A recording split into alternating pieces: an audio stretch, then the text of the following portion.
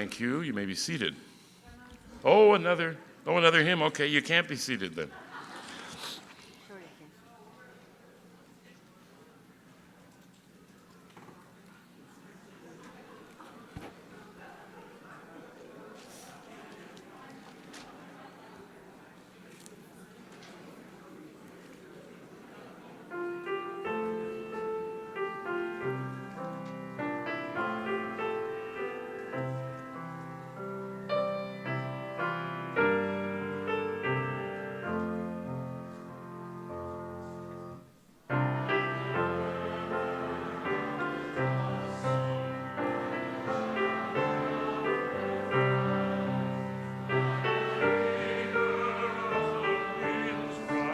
Like the new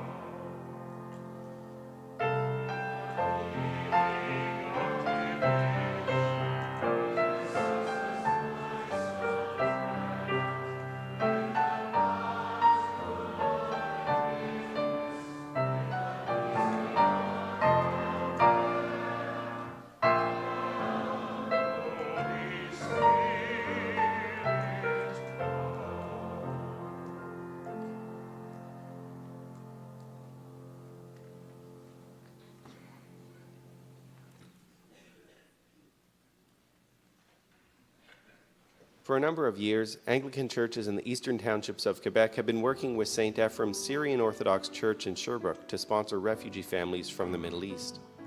One of the related activities has been to fund 2 weeks of day camp at the Quebec Lodge Outdoor Centre for children of these families. And for generations, it's been a place where children have come to learn about nature, to learn about themselves, to make friends, and to enjoy themselves during the summertime. It's really incredible to witness the change that these campers go through. They come here on the first day, they're a little bit reluctant, a little bit reserved, and by the end of the camp, they're involved, they're playing with everybody, and it's really wonderful to watch them. You know, they're so full of joy and they're so full of life. This project has been funded through the generosity of the parishes of the Deanery of St. Francis here in the Diocese of Quebec, and especially through the generosity of the Anglican Foundation, for which we are enormously grateful.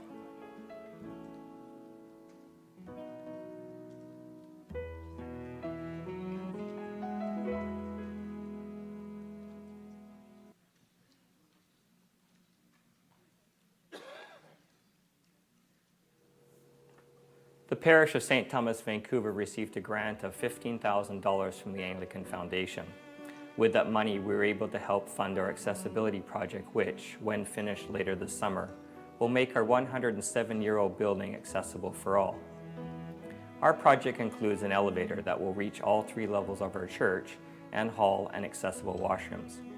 It also includes a full commercial kitchen to help support projects such as providing community meals and classes in preparing nutritional and low-cost meals. This will help our parish continue our vision to be more deeply connected with our wider community and our neighborhood.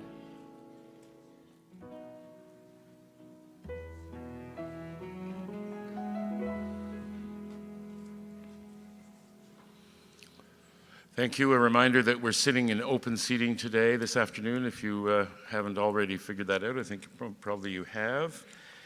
There was a question asked of Bishop Philip Poole about Cameron's presentation as part of the pension department presentation yesterday. Yes, that presentation is available, and you can get it, whatever get means in this case, at the pensions office on the 4th floor. It's available electronically, and you can have it to show and use in your parishes and dioceses. As you are praying today and tonight, those 2 friends of Eric Beek are named Aurora and Harley, are the 2 young people who died in that car accident. And another friend is in critical condition in the hospital named Ocean.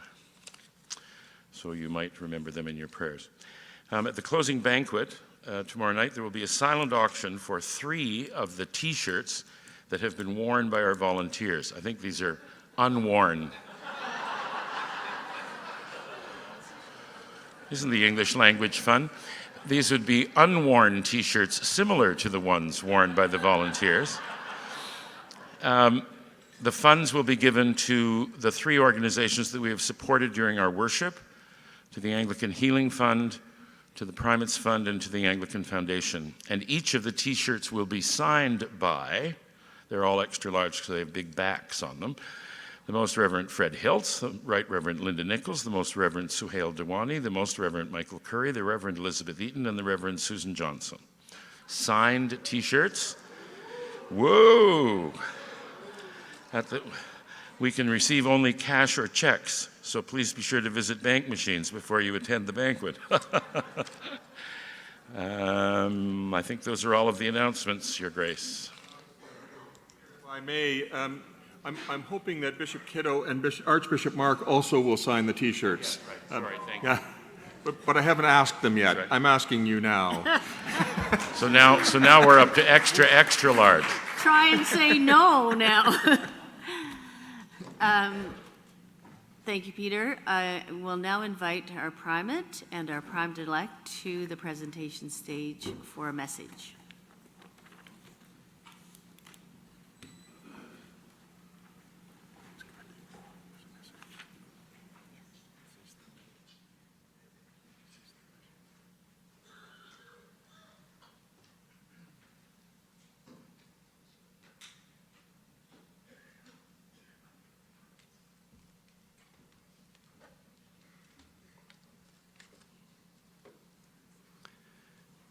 I invite bishops to stand.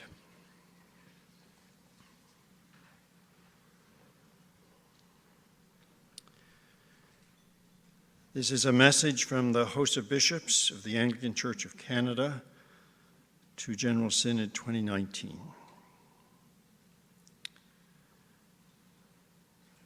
We, members of the Host of Bishops of the Anglican Church of Canada, see the pain and anguish inflicted on LGBTQ2S+ people, on members of the General Synod, across the Church and in the world, as a result of the work and the vote on the matter of Canon 21 concerning marriage. We see your tears, we hear your cries, and we weep with you. We have caused deep hurt. We are profoundly sorry.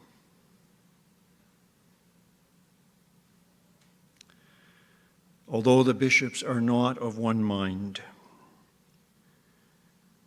we look with hope to the word to the Church and its affirmations, which General Synod 2019 overwhelmingly approved on Friday, July the 12th.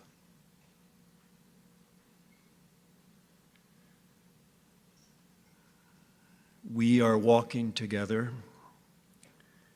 in a way which leaves room for individual dioceses and jurisdictions of our Church to proceed with same-sex marriage according to their contexts and convictions, sometimes described as local option.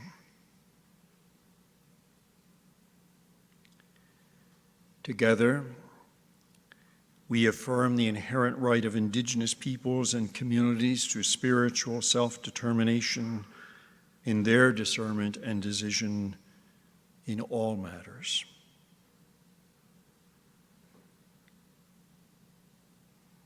Although we as bishops are not able to agree,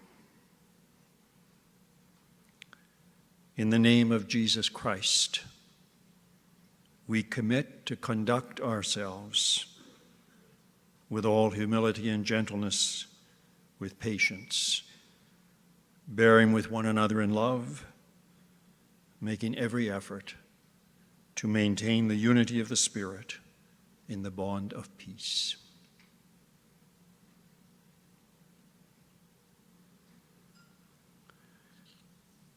Thank you for listening. I wonder if I could invite our General Synod chaplain to come forward and lead the Synod in prayer.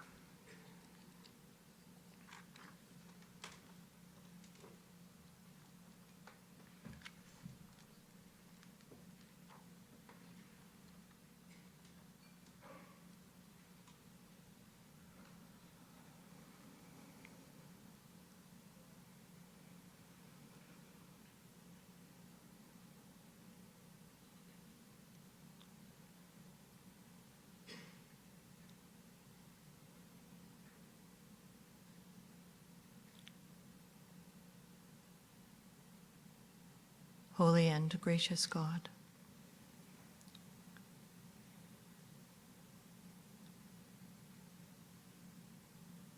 continue to hold us in the palm of your hand.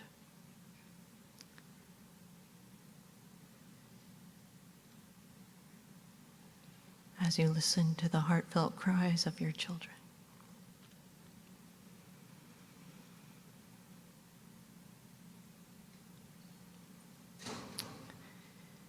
Help us to hold on to that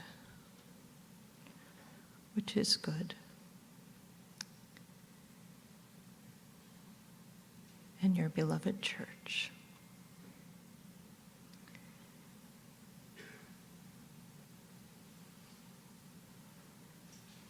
Give us strength and courage to recommit ourselves anew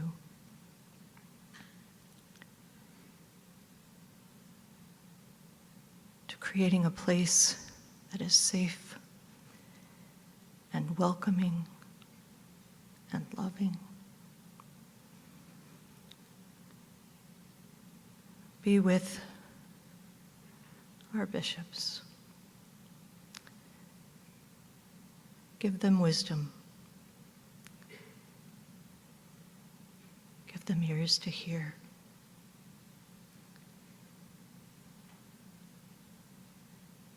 And weave us together in partnership with them.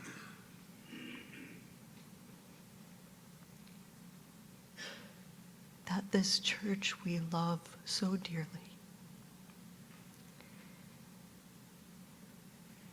may somehow rise above the agony of this moment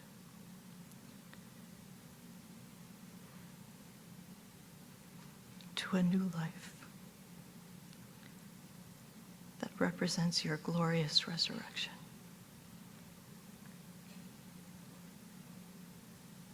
Continue to sit with us and to walk with us and to uphold us.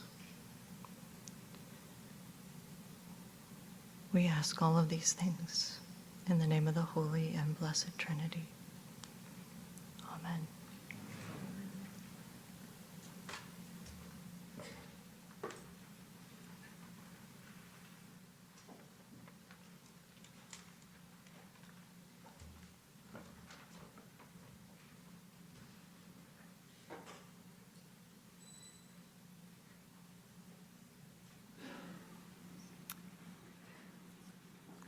We now invite those who are presenting on behalf of Engage Freedom to come to the presentation stage.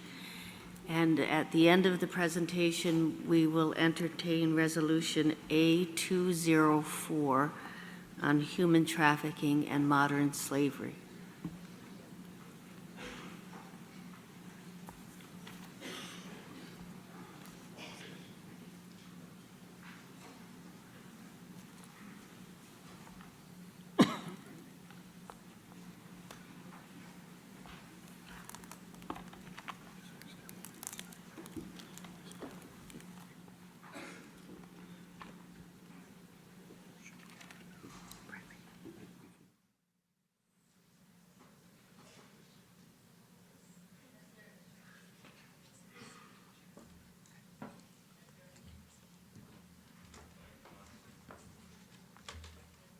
oh, okay, as they are on their way to the stage, but they are now there to the stage. Just to let you know that the text of the message from the bishops will be posted online.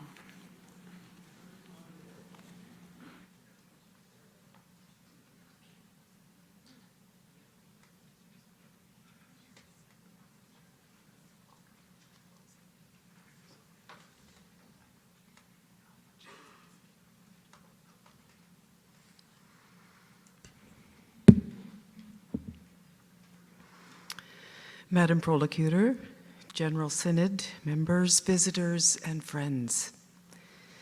Thank you for this opportunity to speak, albeit briefly, about the realities of human trafficking and modern slavery in Canada today, and about the responses of the Anglican Church of Canada in actions intended to increase awareness within the Church, intended to respond to the needs of people vulnerable to being trafficked and to those with lived experience of this egregious violation of human dignity and human rights, and in advocacy to eradicate human trafficking in Canada and globally. We will be three presenters, Tanis Ryan, Ryan Weston, and myself. The session will conclude, as has been mentioned, with a request to you, members of General Synod, to strengthen the Church's resolve to widely and wisely and passionately engage freedom.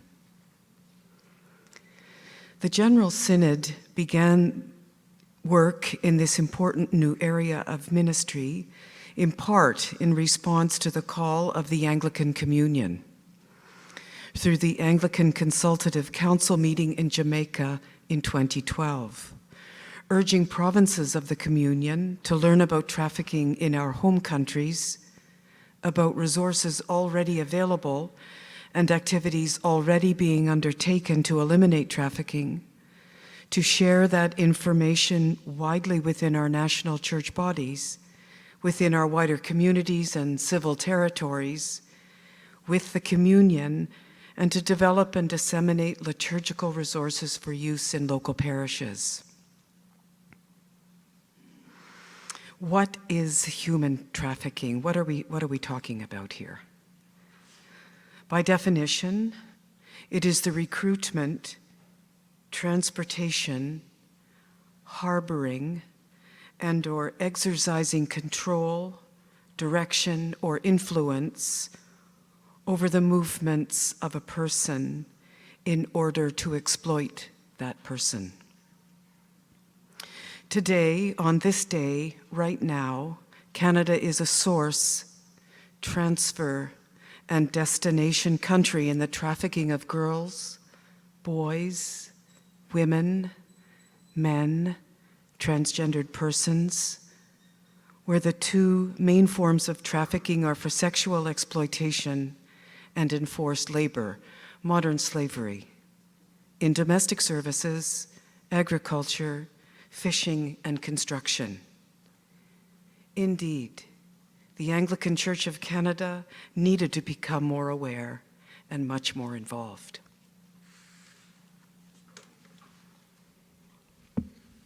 We discovered in watching our Anglican Foundation video that we have a bit of a height disparity, Andrea and I. In response to the call of the 2012 Anglican Consultative Council resolution that Andrea has already mentioned, the Global Relations and Public Witness Ministries of the Anglican Church of Canada began a close collaboration to mobilize across the Church to raise awareness of and take action on this egregious crime and human rights violation. Working with our colleagues from Anglican Video, the Anglican Church of Canada produced a 20-minute video in the spring of 2017 to help increase understanding of the issue of trafficking and modern slavery across our church and in our communities. This project features interviews and testimony from survivors, service providers, and Indigenous elders, and it is available on our website, and so I will commend it to your viewing. Subsequently, at their June 2017 meeting, The Council of General Synod passed a resolution endorsing the earlier resolution of the Anglican Consultative Council and committing us as a church to raise awareness of and develop resources and initiatives to combat these forms of exploitation in Canada and around the world.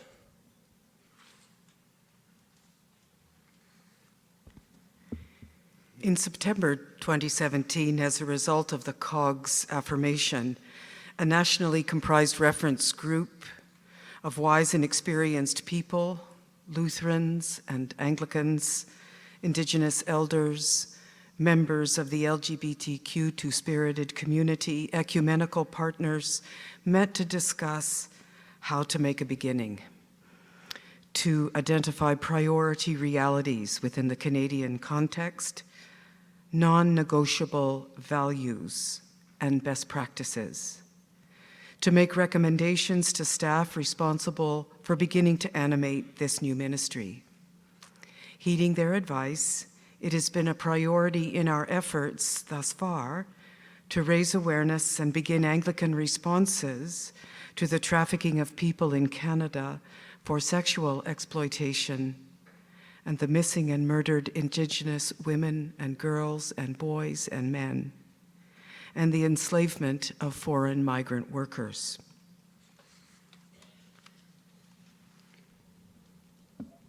One of the recommendations that came out of this discernment of this reference group was the creation of a series of regional events, one in each ecclesiastical province, to engage local leaders interested in learning more about the issues of human trafficking and modern slavery. With financial support from the General Synod and a grant from the Anglican Foundation of Canada, the first of these gatherings was held in Pickering, Ontario in April of 2018, followed by gatherings in St. John's, Newfoundland, Edmonton, Alberta, and the final event in Nanaimo, British Columbia, held this past April. These Engage Freedom gatherings brought together more than 60 Anglicans from nearly every diocese in the country to hear from survivors, government officials, service providers, and advocates, to pray for an end to these brutal crimes, and to strategize on local initiatives to lift these issues up in their home communities. There are a few folks who attended those gatherings in the room today, so they might identify themselves at some point and let you know. Participants from these gatherings have written articles for diocesan newspapers, organized their own community awareness-raising events, developed partnerships with local networks, and engaged in direct advocacy with elected representatives, to name just a few outcomes of these gatherings. And we continue to hear from participants about their ongoing efforts. Our partners in this work have been many in Canada and globally, and this number will grow.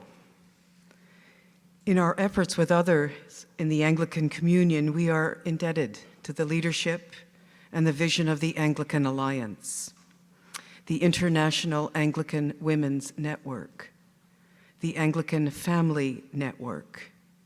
We look forward to continued collaboration toward the development of a global communion strategy, which is in the works as we speak. We are looking forward to a word to the Lambeth Conference and the emergence of a communion migrant network.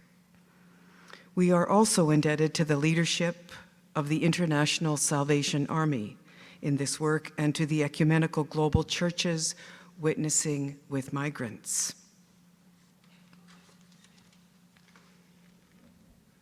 In Canada, we've worked closely with a number of key partners who have long been active in the work of preventing this kind of exploitation, including the Canadian Centre to End Human Trafficking, Kairos Canada, the Sexual Exploitation Working Group of the Canadian Council of Churches, and the recently launched Canadian Human Trafficking Hotline.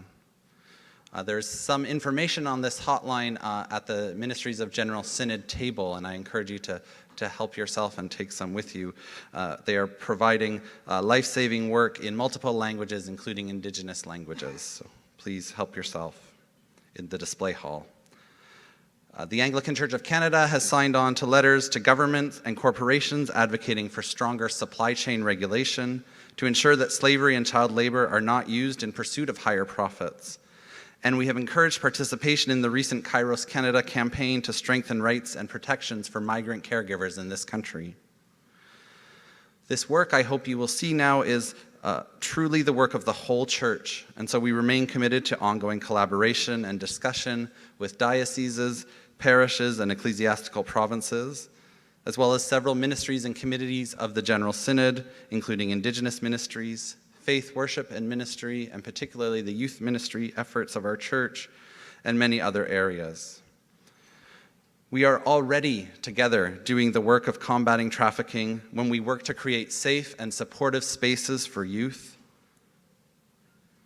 when we build relationships with communities experiencing poverty or addiction, when we support programs for suicide prevention in Indigenous communities, when we ensure that our safeguarding and safe church practices are as effective as they can be, and when we continue to uphold the dignity of all God's children. We now must build on these important foundations as we deepen our engagement across our whole church. In the coming months, we will be joining with several other organizations and networks around the globe in developing resources for a Human Freedom Sunday, to lift up this issue in our liturgies and prayers, and to encourage action both individually and together. We plan to use this initiative this year to highlight the creation of the Human Trafficking Hotline in Canada and to spread the word about this life-saving service to as many Anglican parishes as we can. We also join in the commitment expressed by the Primate and the National Indigenous Anglican Archbishop on behalf of our church to working on partnerships with others, including our colleagues in Indigenous ministries, to act on the calls for justice contained in the recent report on missing and murdered Indigenous women and girls. This report highlights the particular ways in which Indigenous peoples, particularly Indigenous youth and women, are disproportionately impacted by human trafficking in this country, and calls for action from government and the private sector in combating this exploitation. And in addition to these efforts with others in Canada, we are committed to strong ecumenical interfaith and civil society collaboration towards Canada's endorsement of the UN Convention on the Protection of the Rights of All Migrant Workers and Their Families, toward endorsement of the UN Declaration on the Rights of Indigenous Peoples, toward holding Canada accountable for compliance with new national supply chain legislation, and to bring the voices and needs of enforced migrants to Canada's compliance with the new UN Global Compact for safe, orderly, and regular migration. We plan this and more will be available for collaboration, networking, and action on the existing National Church Web Hub on human trafficking. And now, when we have had our gatherings, we have always worked really hard to ensure that the perspective and experiences of survivors and people with lived experiences is included in those gatherings. And so today we are very honored to be joined by Ms. Tanis Ryan to speak with us. Tanis Ryan is from Treaty 8 Cree Nation in northern Alberta. She is a woman who walks beyond her past of being trafficked and sexually exploited. Now an advocate, speaker, educator, and leader, Tanis volunteers with CEASE, the Center to End All Sexual Exploitation in Edmonton, and educates men at the Sex Trade Offenders Program. She also regularly educates people in faith communities and was one of the speakers at the Engage Freedom Gathering held in Edmonton last year. As a leader with lived experience, Tanis has participated in national and international consultations. As a woman passionately committed to walking with others, she is part of a grassroots initiative called The Journey, a healing retreat offered to marginalized women several times a year. She also volunteers with several other organizations. Tanis is a survivor and a storyteller. We are honored to have her with us today to share some of her wisdom with us. It is a large room full of people, so please make her feel welcome. Thank you, Tanis.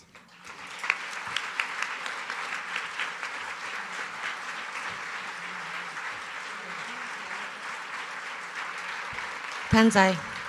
Good. Hi. Creator God is good. All the time.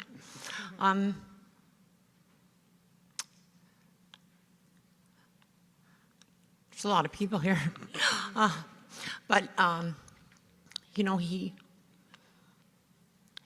I get to be his vessel today, and I get to go and walk through fear and share my truth because it's important. It needs to be heard. I may go back and forth a little bit as, again, there's a lot of you. Let me go back to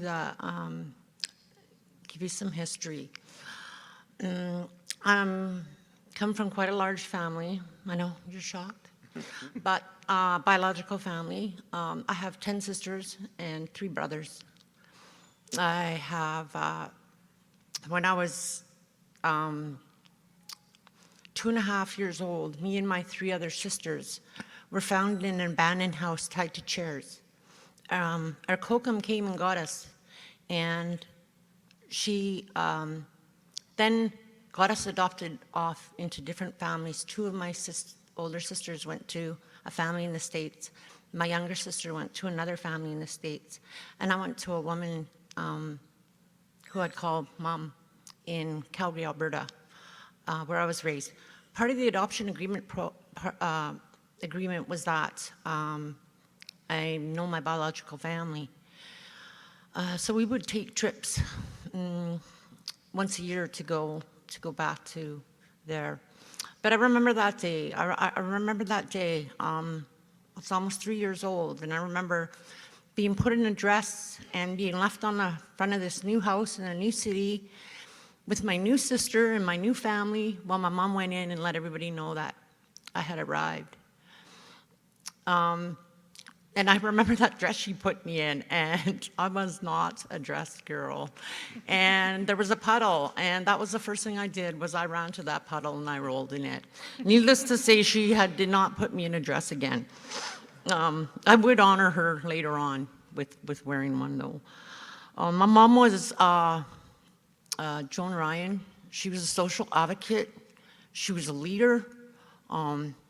She was intelligent and advisor.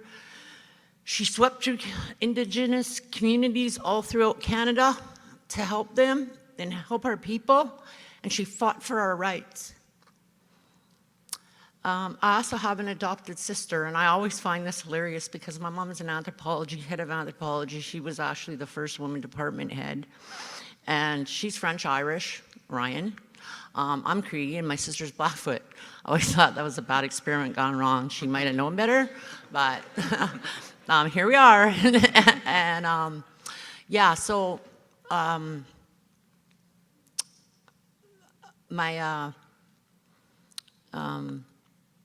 so with my older sister and being raised in Calgary, and she was off fighting for the rights of my people. Me and my sister got lost in that shuffle because she was so busy and so engaged. And I also want to say that we find this in intergenerational trauma, any color, any people, right? There's all people that go through it. She wasn't shown love as a child. Her mom died giving birth to her. So she didn't have any mothering skills. And I always believe she did the best that she could with what, she had. And I did get some of those advocacy and social gifts from her, and bravery. Growing up in Calgary, Alberta was difficult to say the least. There was so much racism, and there was so much hatred. People will say words don't hurt. I will tell you, they do. I would often find myself going home from school, climbing under my bed and crying in a ball because of things people and kids would say to me. It started to bring this core belief that I wasn't lovable, I was unworthy, there's something wrong with me. And I knew what that was. It was the color of my skin. So I really started to hate being brown. I really hated to start being brown. And as I would start growing up and going to school, my mom put me in a higher education school, which meant I was getting in a lot of fights. People finally stopped leaving me alone when they realized, you know, I was gonna fight. I was a tomboy. I was a lot. I will say that. I'm still a lot. You know, and tomboy, inquisitive. You know, I was that kid that would take apart the toaster to figure out how it worked and not be able to put it back together. And this would, you know, continue. And my sister, who was 4 years older, was always the compliant one. She was always the good kid. Whereas I found that my nickname was Disaster. I know who does that, but, you know, I would get in trouble. And all I can remember ever was seeking attention and seeking love, wanting that since I can remember. And I got attention when I did things bad. So I started doing things bad. As I got older, again, like I said, we'd go back to the reserve for visits. I cherished these times because it was the one time of the year that I would be spoiled, as a lot of aunties and uncles as well. And my mom, she was kind of really sheltered, like, which I find really amazing because she wrote literally a book, and I don't know why she never chose to educate us. But so anyways, we would go back, and I can remember I was 3. We went back the first time when I was 3. I didn't remember that. The next time I went back, I was 4. I was getting spoiled by my aunties and stuff, and then I had a family member take me down into the basement and sexually abused me. Now, he had told me it was love. See, I've already had a huge vision of what love is and core belief. But I didn't think that something was wrong with that. So I went and told my sister, and she said, that's okay.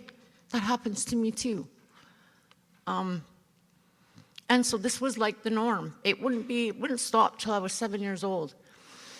And I'd go back to the reserve. I remember I was 7 years old and go back to the reserve, and I had my kokum and my family and stuff that were trying to teach me and instill me values and character and don't lie, respect your elders, I'm too good, encourage others.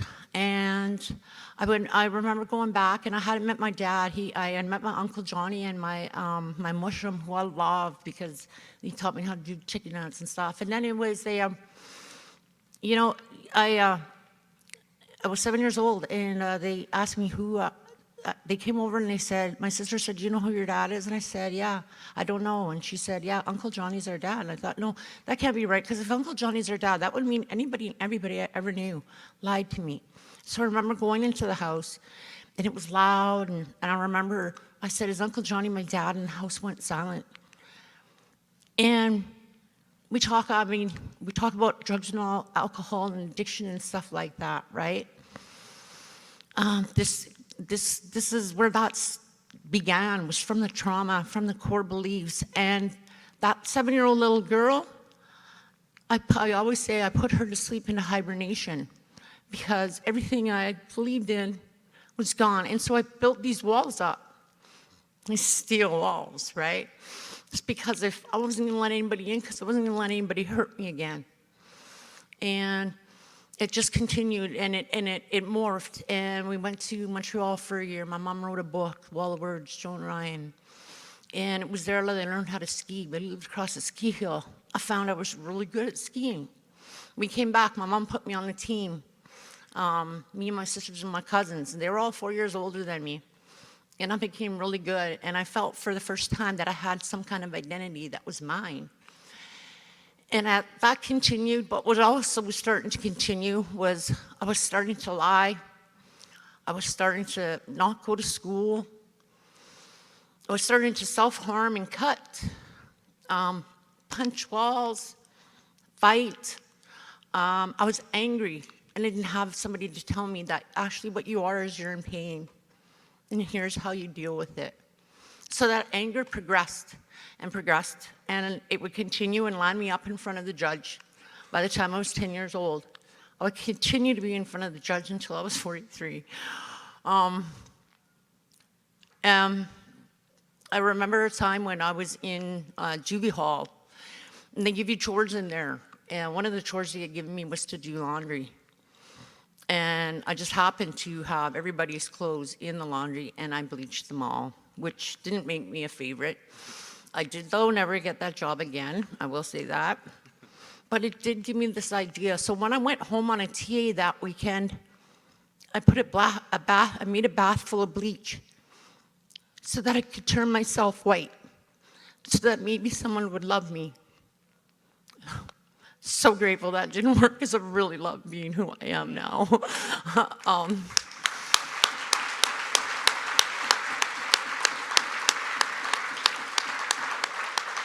Again, my sister was 4 years older than me, and she'd already started getting in, hanging out with the wrong crowd and everything. And again, my mom was always traveling or always somewhere. And we always had nannies or whoever come take care of us. And she started inviting me around. By the time I was 12, I had matured young.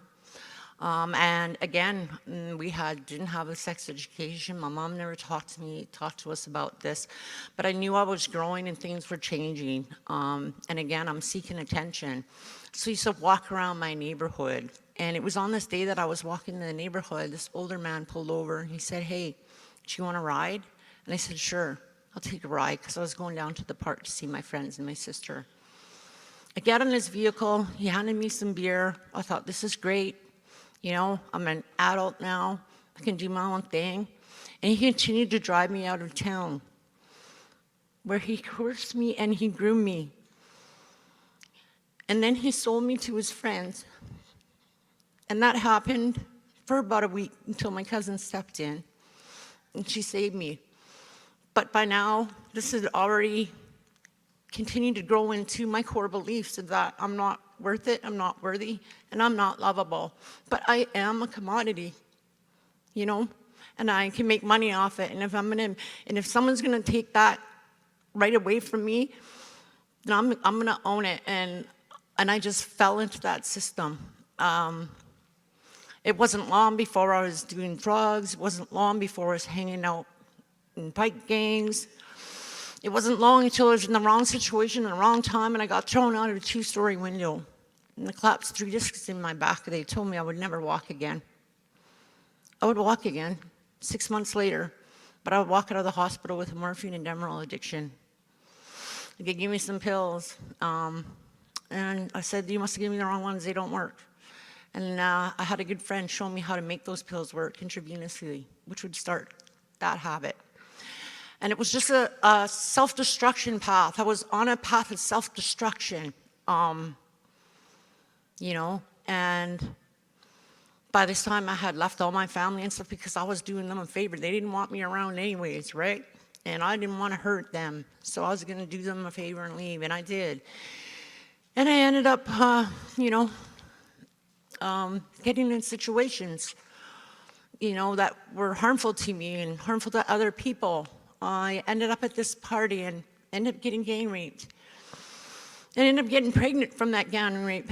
And I finally went home. I thought maybe my mom will help me. And I went home and I told her. And she said, "It's your fault from the way you dress." That would be the last time I would see my mother. Until 4 months later, when she would take me to Hawaii to have an abortion because I was too far along in Canada. So Christmas, 13 years old, sitting in Hawaii, just had an abortion, and I gotta come sit out and pretend like everything's okay and everything's all right. Nobody knows, because that's the way that my mom used to live, right? So then I get home. As soon as I came home, I ran away, and I ran to the streets. And I started hanging out with the wrong people. I got adopted into a bike gang family, and they knew I was young. They knew I was vulnerable. They used that, and I was angry. And then the abused became the abuser, and that became me, and that became my lifestyle, and that would continue. And I would go back and forth from being on high track to low track to working in hotels to working for somebody. And finally, I was out on the, I was ended up on a stroll, and my sisters were going missing. We would later find out that they would be lost to the Pigton farm.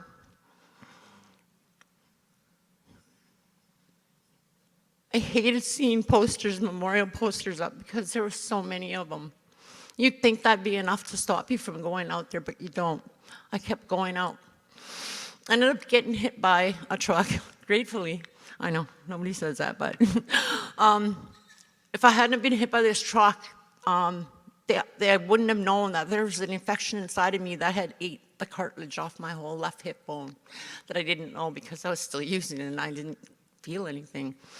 And it was spreading to my spine. So hadn't I got hit by that truck, I would have been paralyzed. I was, again, hospitalized for 10 months, told I wouldn't walk again. I did walk again. God is good, you know? And I'm not gonna go on with the more war stories because I'm pretty sure you get the idea, but this is the kind of lifestyle. It wouldn't be weird to, in one day, to see 3 life and death situations happen, to be in that situation of life and death. The fact that I'm here, I'm a living miracle. You know, I'm a living freaking miracle. God, that he kept me going. There was something inside me that kept getting up. I've been to 15 treatment centers. I've been to Vancouver Treatment Center. God brings you full circle. I got to come back here a couple of years ago with Trisha Baptiste, and we got to put up that totem pole for truth and reconciliation. We took over Maine and Hastings. Where I used to be sketching out, now I was standing, you know. Finally, 2012, I finally had an apartment, I had a place, I had money, I had drugs, it was Christmas Day. I thought I finally made it, I'm gonna make old school come back. And then I realized I had nobody that I could share it with that wasn't gonna cap me, hurt me, or jack me. And so I ended up shooting up so badly, but by the time I finally called the ambulance and they took me to the hospital, the doctor told me they were probably gonna have to amputate my legs from the knees down. They told me that I probably wasn't gonna make it through the year because of my health. I also had a 7-year pen bit hanging over my head for my 4th trafficking charge. You wanna quit, right? No. By this time, after being 15 treatment centers and trying and getting up thousands of times, only to fall down again, I finally was done, and I was tired. But I knew the system, and I didn't want to go to the jail. I didn't want to go to jail. I didn't want to go to the pen, the bunch of women, and no drugs in my own mind. But literally, I had been living in my own jail for 35 years. And I ended up going to Bonnievale Treatment Center, and from there, it was a cultural-based thing. And then from there, I went to a 1-year faith-based program called the Hope Mission. And I went back to the judge, and he gave me a 2-year sentence to serve in the community. When I was on the stroll, there used to be this van that used to come away, this big white van that used to come around and pick me up, and they'd want to pray for me, and I'd be like, oh, don't pray for me. There used to be this lady, Christine, she used to always want to pray for me, and be like, don't pray for me. I got to get back out in the dark. I said, but tell me to be safe, and pray for me when I get off, and she did. And then I met a lady named Carrie, and she was the same thing. She would pray for me. And then it got to be when I was out there that van was a beacon of light for me. It was my only safe time when I was out there. It was the only time someone listened to me. It was the only time I felt that somebody cared about me. And I knew that because they were volunteers. So I signed up for a 1-year treatment program, Hope Mission. I started sleeping, started eating, showering, got some stability, got some accountability. They had this thing called Bible class from 9 to 10. I thought it was unfair punishment. I didn't know what it was. It seemed like everybody knew God except me.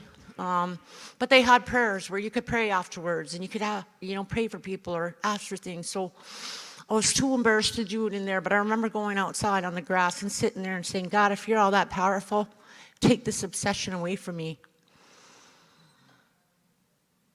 Boom, no burning bush, nothing. It's pretty much what I thought. Off I went. Sitting around, went out about 2 weeks later, and I was sitting there and I was thinking, Tannis, you didn't think of drugs or alcohol today. You didn't think of drugs or alcohol yesterday. When did that happen? And I thought, I didn't know exactly when it happened, but I knew it happened, and I went, that a girl. Good girl. And then I hear this voice say, oh, no, you didn't. That was me. You asked me, and that was me. Now, people have been telling me,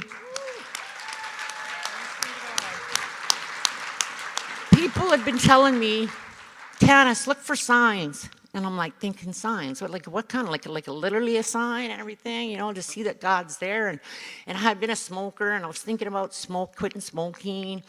And I was on my bike and just got off from the gym, lit a smoke, that's the thing to do. And rode my bike, got a block down, and my smoke went out. Not a big deal. Lit it again, second block, went out. And I thought, is this a sign? No. And I lit it again and went down to the block, and it went out again. And I literally stopped my bike. I happened to look up, and there's this billboard that says, and you still don't get it? I have not stopped seeing signs since that day. God is so creative. He loves me. We connect with humor and sarcasm. Oh, yeah. He humbles me in some funny ways, but... and then my journey started. I started volunteering for that same ministry van that used to pick me up. The committees that I used to go to, Cease, PAVE, Kindred House, all these places that I used to take from, I remember going to my first committee meeting as a peer member, and I was sitting at a table with every single person that had helped me and walked with me.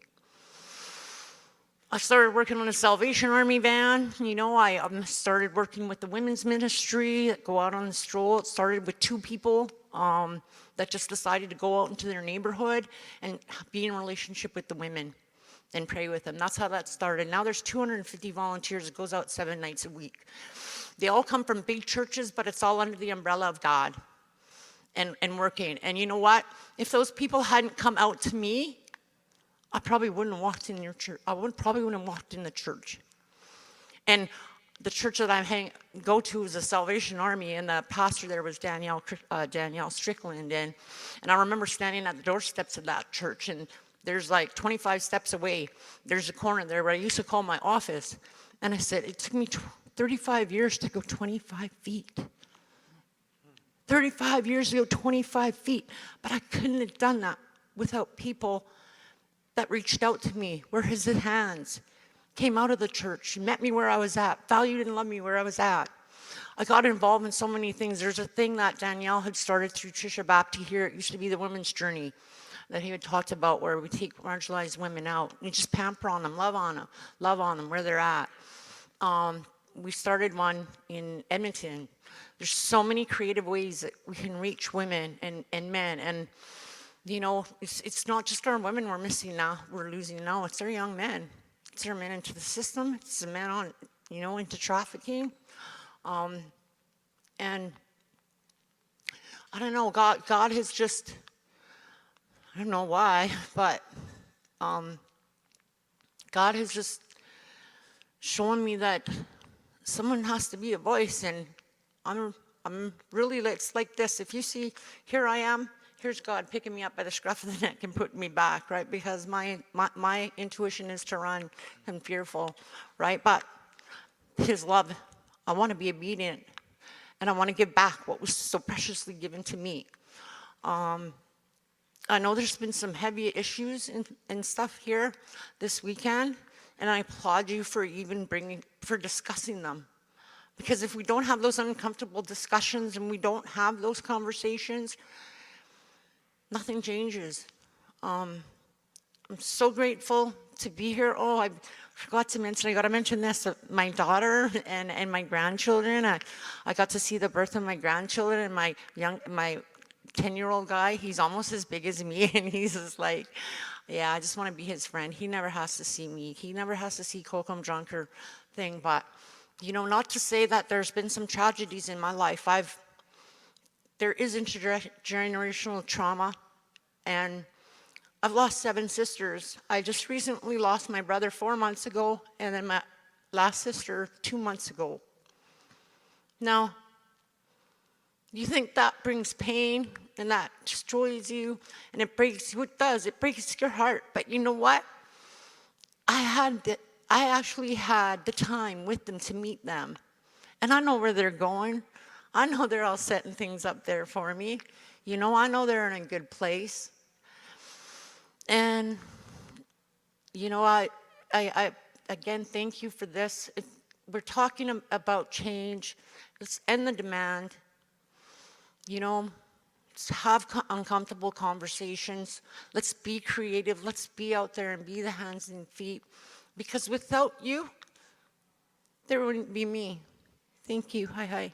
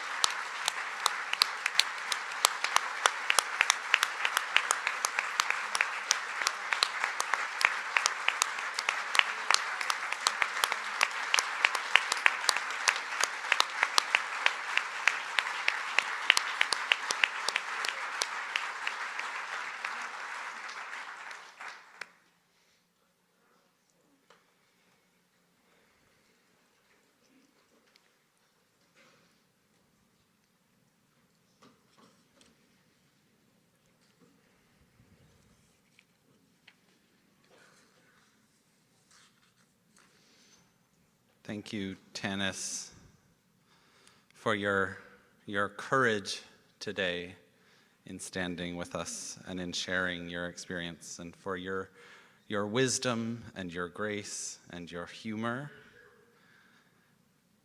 And I think we are all so thankful for the miracle of your life today. And we will hold you in our prayers, and I hope you will hold us in yours.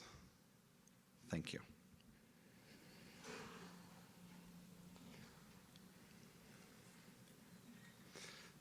So I think to the chair, we are ready to proceed to the motion. Before we move to the resolution, let us take a moment in prayer.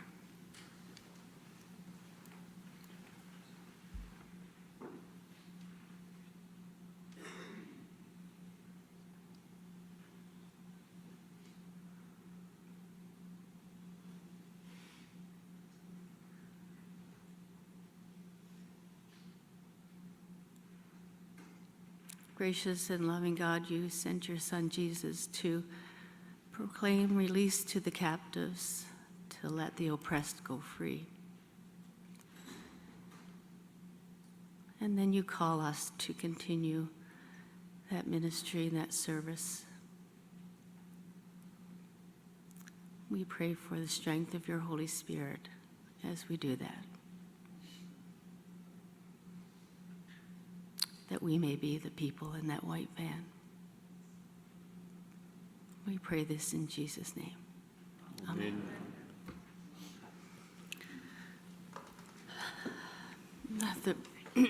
The resolution, A204. Yeah. It's moved by the Most Reverend Anne Germond and seconded by the Venerable Robert Camara. And I recognize microphone number 2. Archbishop Fred, members of Synod, my name is Anne Germond from the Diocese of Algoma. And I'd like to begin my remarks with a verse from Psalm 139. For it was you who formed my inward parts. You knit me together in my mother's womb. I praise you, for I am fearfully and wonderfully made. Wonderfully made, precious, honored, beloved. Each of us is named by our parents, names given in love. And we are called by those names, and often they say something about who we are, which is why we can get a little particular about our names, even that they are spelled correctly. When men and women, boys and girls, Indigenous, non-Indigenous, gay, straight, are trafficked and enter the dark world, they too are often called by their name, and they are told that they are precious and beautiful. But very quickly, they become less precious in the eyes of those who traffic them. And they are simply commodities to be sold. Their beautiful bodies defiled and used as toys for others to exploit for their personal sexual pleasure and greed. They become nameless, and they are moved in a dark underground world. I imagine that they are given different names. Hey, you.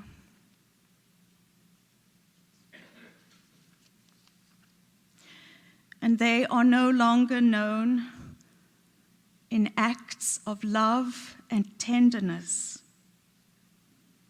as the words of the BAS marriage service describe sexual intimacy. But they are asked to perform acts that hurt, disfigure, and dehumanize that beloved, precious, honored child of God, fearfully and wonderfully made.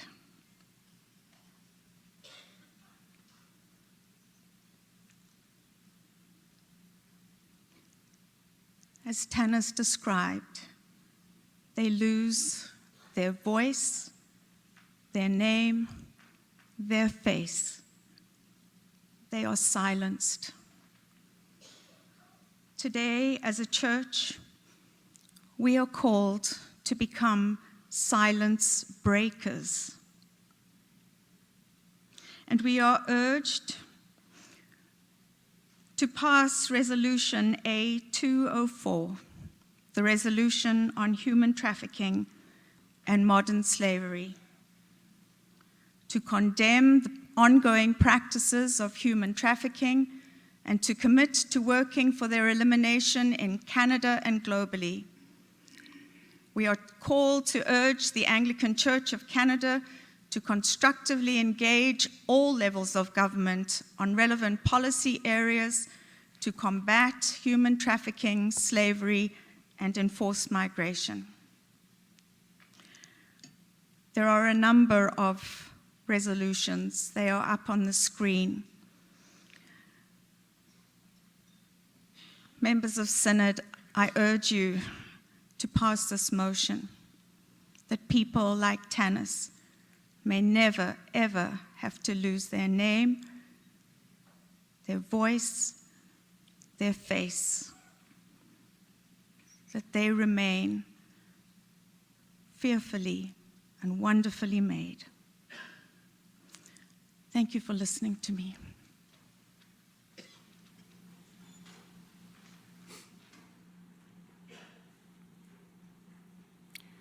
The resolution is before you.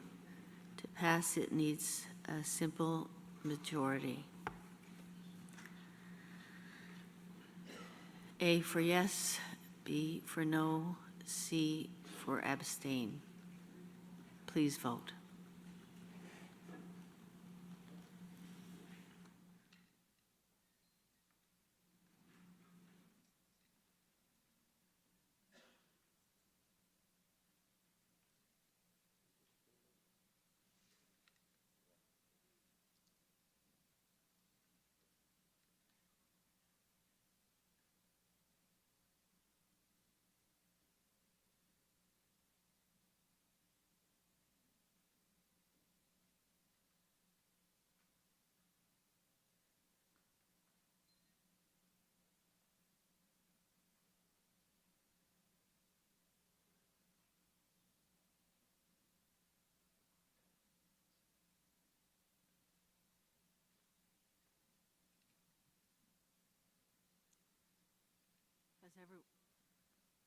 Has everyone had opportunity to vote?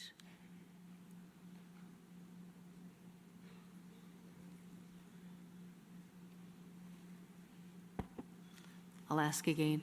Has everyone had opportunity to vote? Voting has ceased.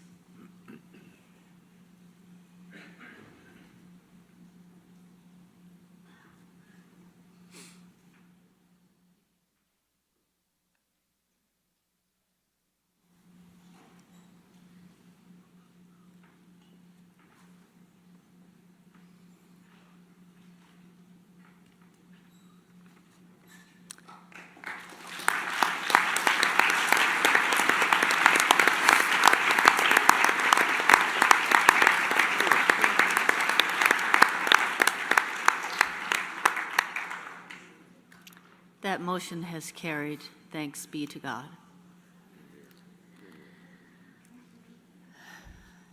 We move now to much more mundane matters, but still important for us. We're going to have a presentation from our Financial Management Committee.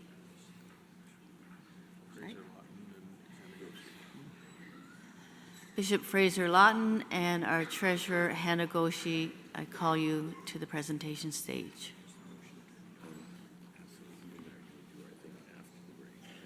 Yeah.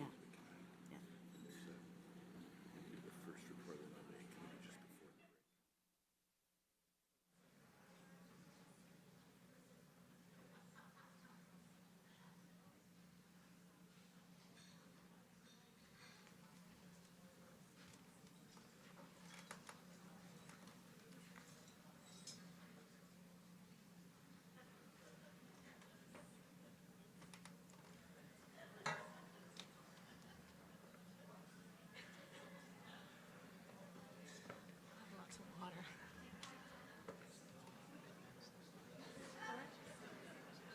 You were going to do it, right?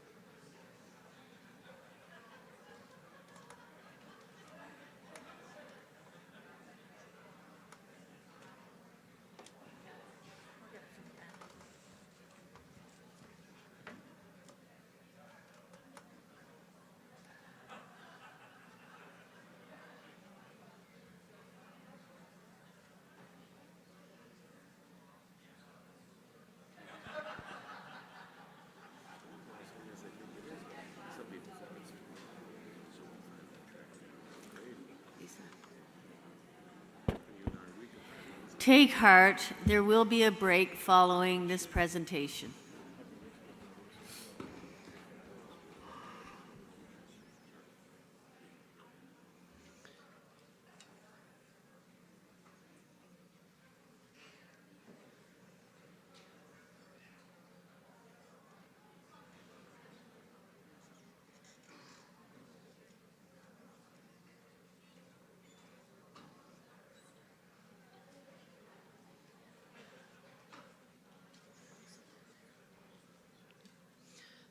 Thank you, Madam Prolocutor. Members of Synod, I'm speaking to you this afternoon on behalf of the Financial Management Committee.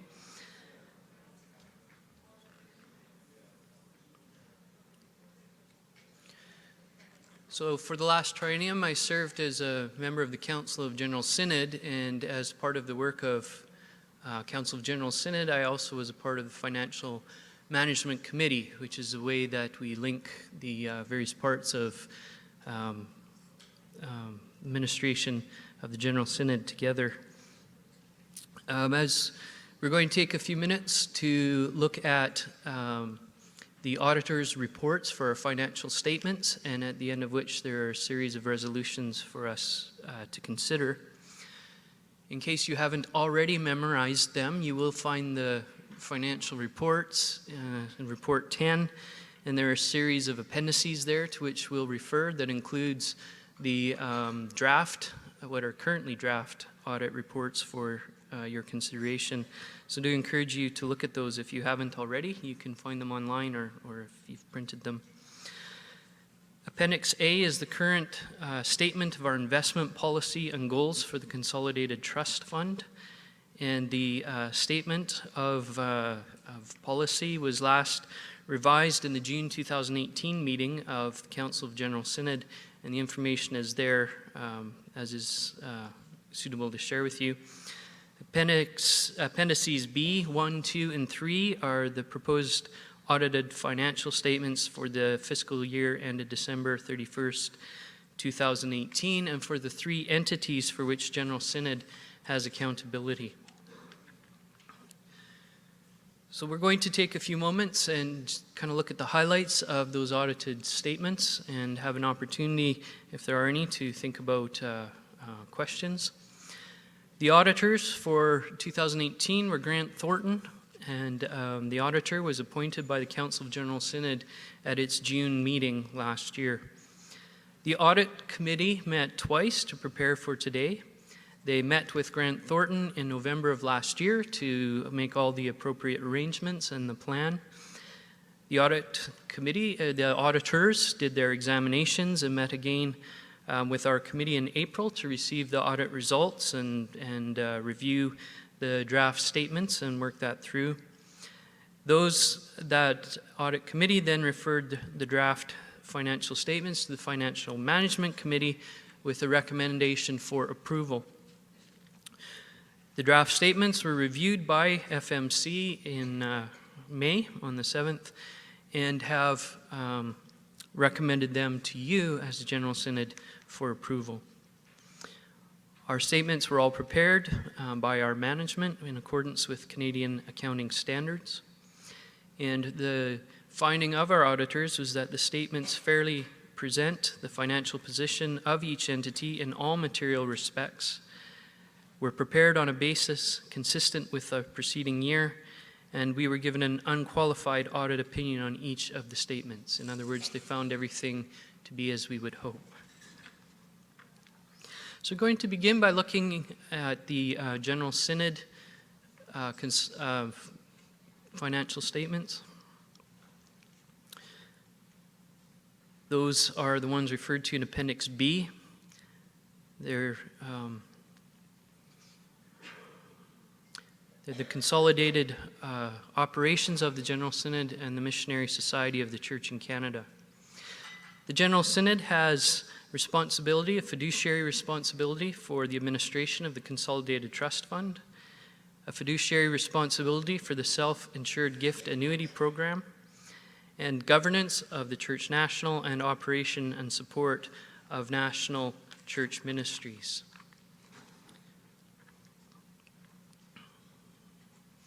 So we look at the highlights of our statement of operations for 2018. You'll see the revenues were $11.1 million. It's a decline of 7% over 2017. The overall decrease in revenues was mostly due to lower contributions from dioceses. The proportional gifts that come from dioceses are entirely voluntary. They're gifts from the diocese to the General Synod. Several dioceses reduced contributions from prior year, reflecting decreasing revenues of their own. In other words, as a diocese struggles, that gets passed on to our shared work that we do together. At the same time, our expenses in 2018 were $11.8 million, and they were actually 4% higher than the prior year. The largest variance in terms of expenditure was in Indigenous ministries, and that's chiefly due to the holding of the Sacred Circle in August of 2018, a gathering which takes place every 3 years. And you'll see there's some provision for how that happens, so that's not unexpected. And increases and decreases in other ministry areas mostly offset each other, with most variances being less than $100,000 individually. We did see a net investment loss of $296,603, which was the unrealized market loss versus the gains in terms of interest and dividends and realized capital gains. Undesignated legacies were $286,404. And as is our policy, 100% of undesignated legacies are transferred to the Ministry Investment Fund, according to its current policy, and we'll have a look at that fund in a moment. The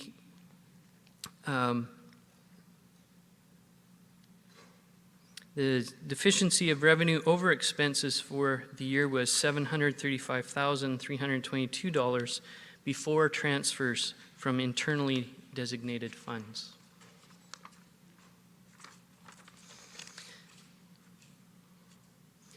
A major role of the Financial Management Committee is to monitor the actual financial performance against the budget. In other words, are we where we expect to be? Are there things that require attention? Is there something that causes us concern?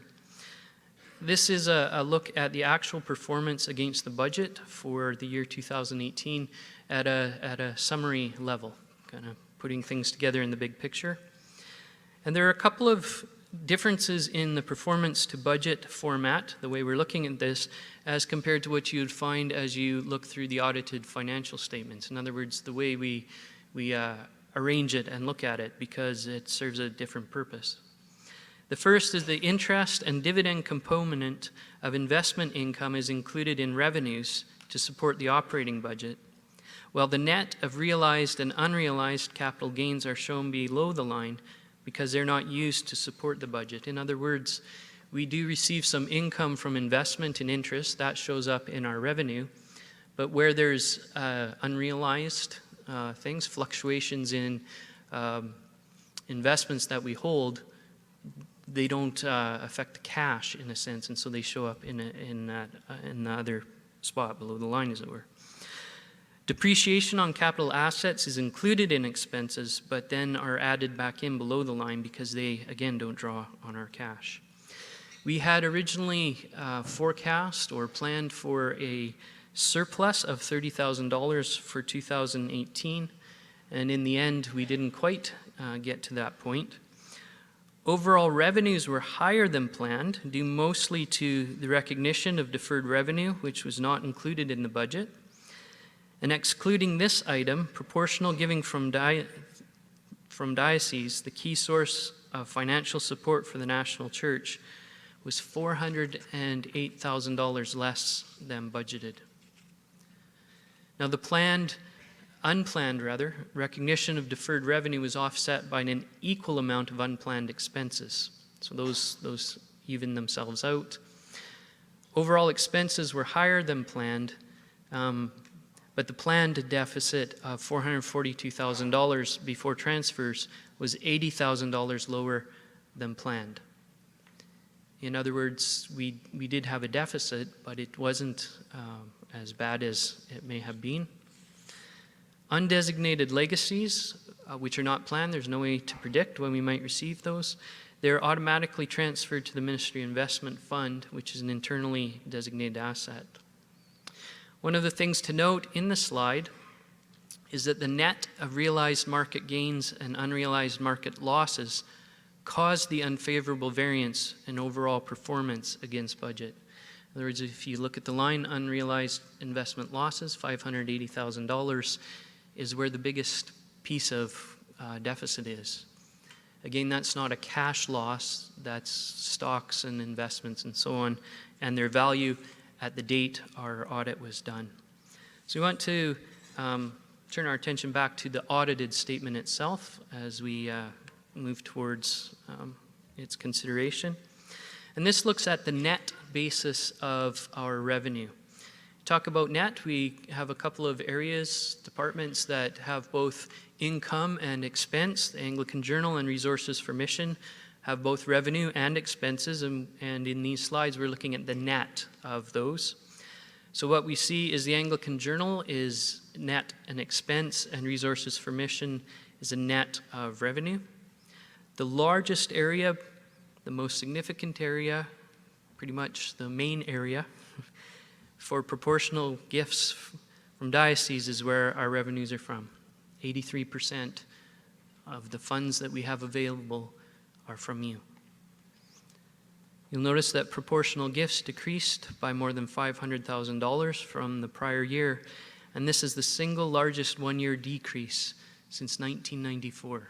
So this was a cause for some discussion and certainly catches our attention. At least seven dioceses decreased their contributions to General Synod, and the evidence is that dioceses are struggling to meet their proportional giving commitments. Some dioceses contribute at the formula rate of 26%. Many are not able to meet this target and contribute what they are able to. So as you will recall, we've already, as a synod, dealt with Resolution A102, which was approved yesterday, and it relates to the re-examining of the mission of the General Synod out of a recognition of the diocesan financial realities and the resulting impact on the life of the General Synod. So as we see what the trends are and the direction is, we want to be wise in how we deal with those. And so we think about what it is that we have available to us to steward and what is the best way to make use of those. Resources for mission made up 1% of revenues on a net basis, and other things made up the balance and the remainder, and those are things like recognition of contributions deferred from previous years and spent in the current year.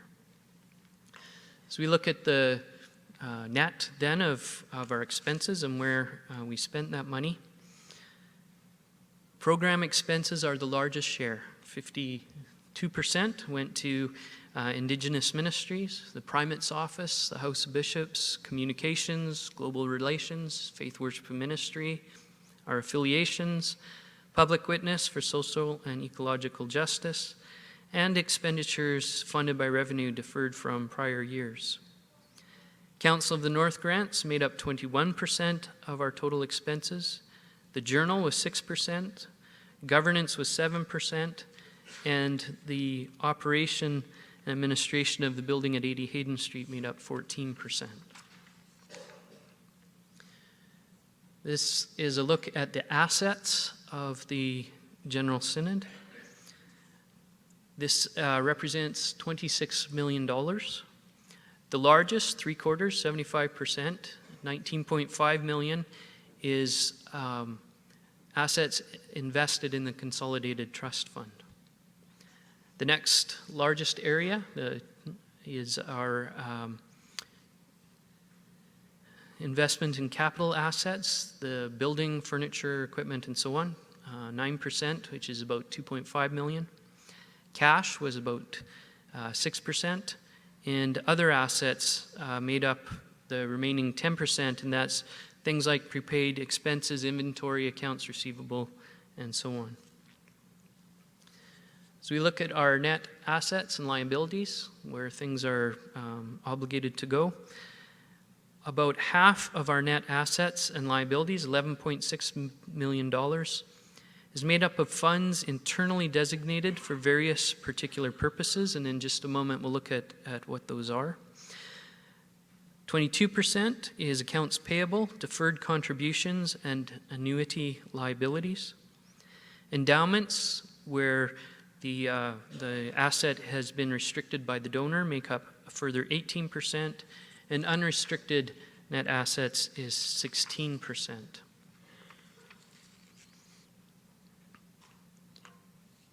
So here's a listing of what our internally designated net assets are.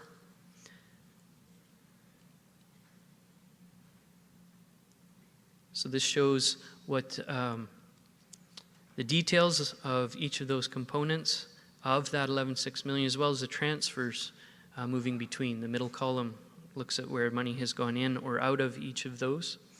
The largest component of the designated ones is the Ministry Investment Fund. Currently stands at $3.9 million. As mentioned a moment ago, all undesignated legacies are credited to this fund by policy. The fund is drawn down for the purpose of ministry projects subject to defined criteria and an application process, and a maximum of $250,000 is available annually for ministry projects. Capital assets make up about $2.5 million. There is a provision for contingencies of $1.6 million, and this is to allow us to deal with significant one-time unplanned expenses. We also plan for reserves for triennial gatherings of Sacred Circle gatherings and meetings of the General Synod. As these gatherings require significant resources, the operating budget provides for an amount to be set aside annually so that there are adequate funds available in the year of the event. And if by some chance we don't use the money we've set aside, that is available then to begin planning for the 1 and 3 years later. The total net transfers from internally designated assets to undesignated net assets were $160,118 for the fiscal year of 2018. So that covers the highlights of the audit statement. I'm not sure if we want to deal with questions in each one, or if it's better to wait till the end. I think it's probably best to deal with questions as they arise. All right. So are there any questions? I recognize microphone number 2. Thank you, Madam Chair. It's Ted Johnson from the Diocese of Nova Scotia, Prince Edward Island. I wonder if you could explain the auditor's note 12 on contingencies. It says that the General Synod is a defendant in several significant contingencies. And the reason I asked it is that it looks like we have about $4 million in unrestricted working funds, but if these contingencies are big, they could disappear. Could you explain what those contingencies are? Thank you.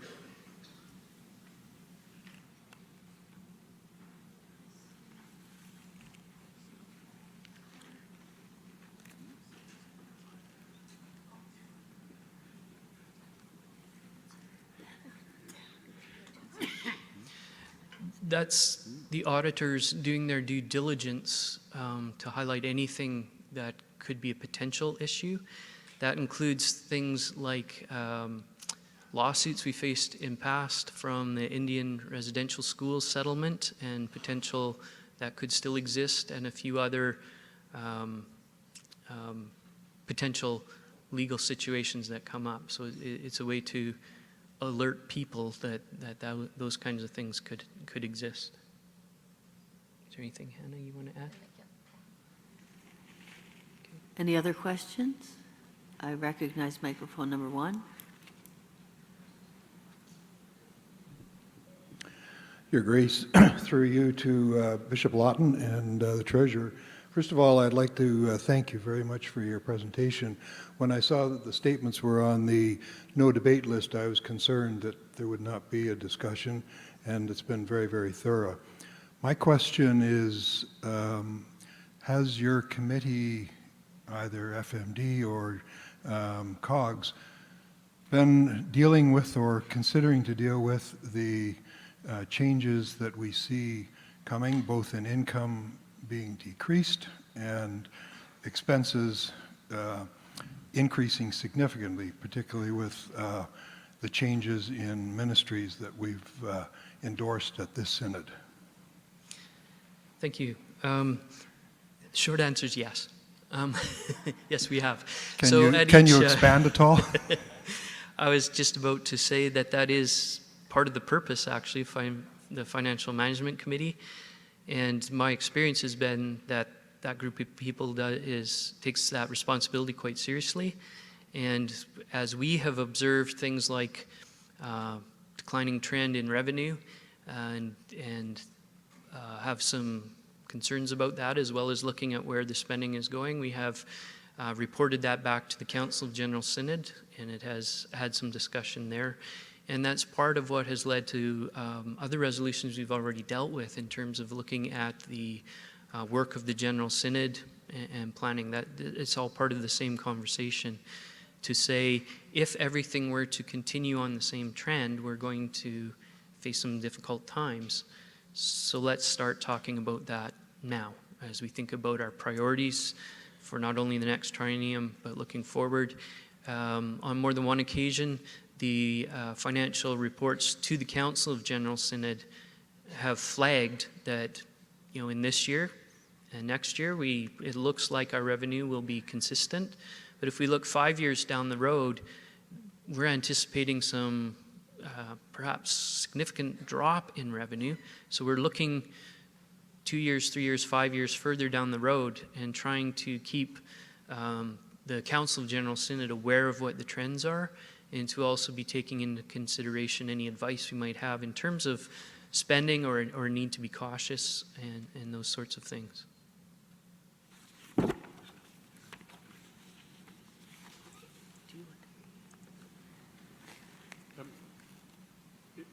The General Secretary will make a comment.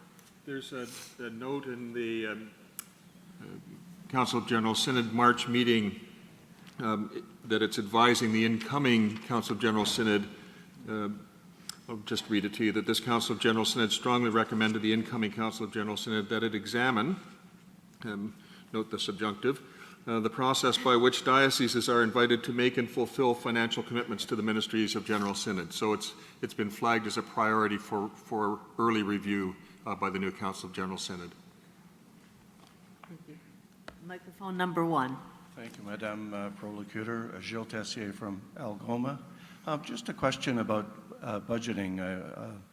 I wondered if there's a forecast budget already in place. Is that, I realize it goes through COGS. Is there a potential for somewhere down the road that when we come to a General Synod that we could see a forecast for 2 or 3 years down the road, as we do? I know in the Diocese of Algoma, the money is, the budget's forecasted 2 or 3 years ahead and then adjusted as they go. But the reason I bring that up is that, there's some new ministries that we've approved here, and it would be interesting to find out, I'm sure people here are curious as well, as where the funds are coming from or how they're planned to pay for some of these programs. Thank you. In our budgeting, there is a forecasting budget of looking ahead. I think those are always very significant questions that the drafters of the budget and the Council of General Synod have to work with about what are the priorities and which things can we put into effect. I think I cannot speak definitively about what's possible in terms of bringing to the General Synod those kinds of things. I would suggest all kinds of things are possible. It's a matter of how we present them, I suppose. Is there something you'd like to?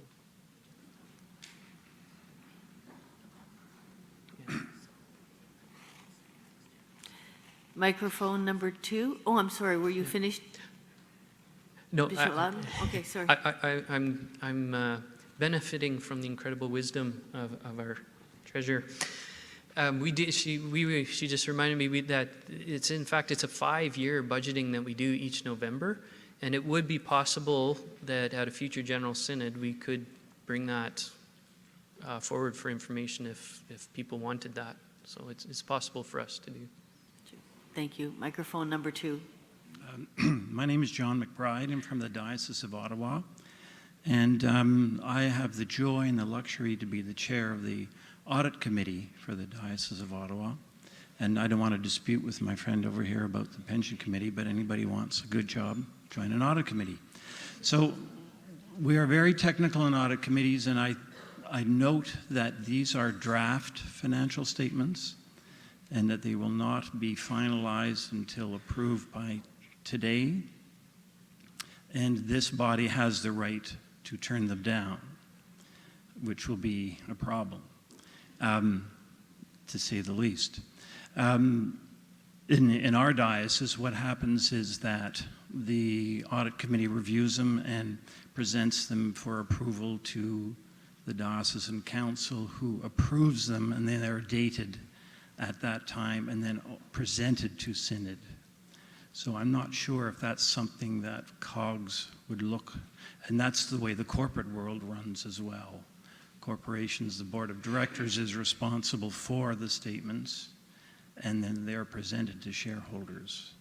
So this is a very technical issue, but I'm just hoping that COGS will look at that. Respond? The Constitution of General Synod requires them to come here for approval in the years in which General Synod meets. So to adopt that practice that you've referred to, we would have to amend the Constitution to do that. In the other years that General Synod does not meet, it's the Council General Synod that approves them. So I've heard what you've said, and we'll look at that, but it could not be implemented until there were an amendment to the Constitution. Thank you. Are we ready to move to the resolution? It's on the no debate list.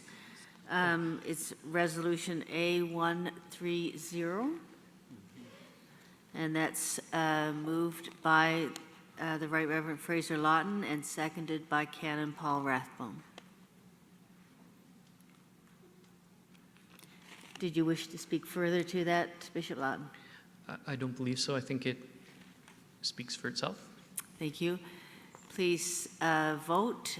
A, yes. B, no. C, abstain.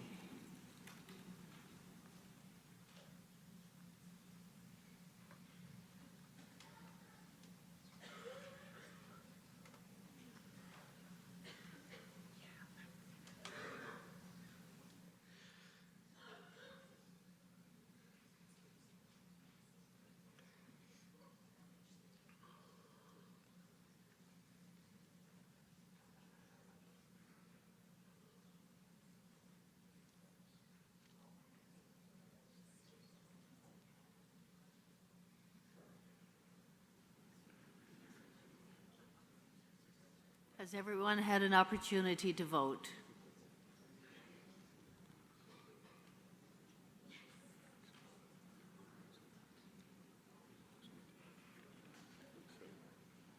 I'll ask one more time because there's still a fair few names there. Has everyone had opportunity to vote? Voting will now cease.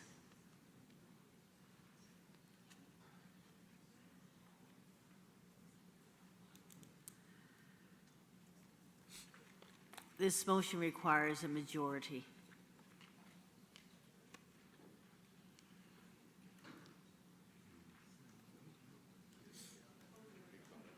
That motion is carried.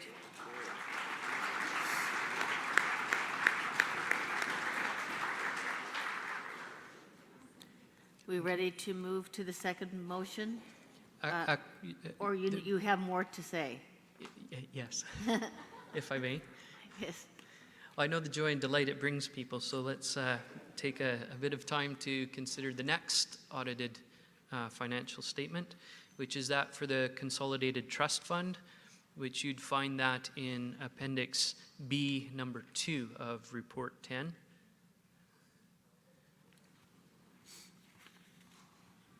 There should be a slide to go with this. So the Consolidated Trust Fund, or the CTF, was created in 1951 to hold, manage, and invest funds for the General Synod, the Missionary Society for dioceses and parishes.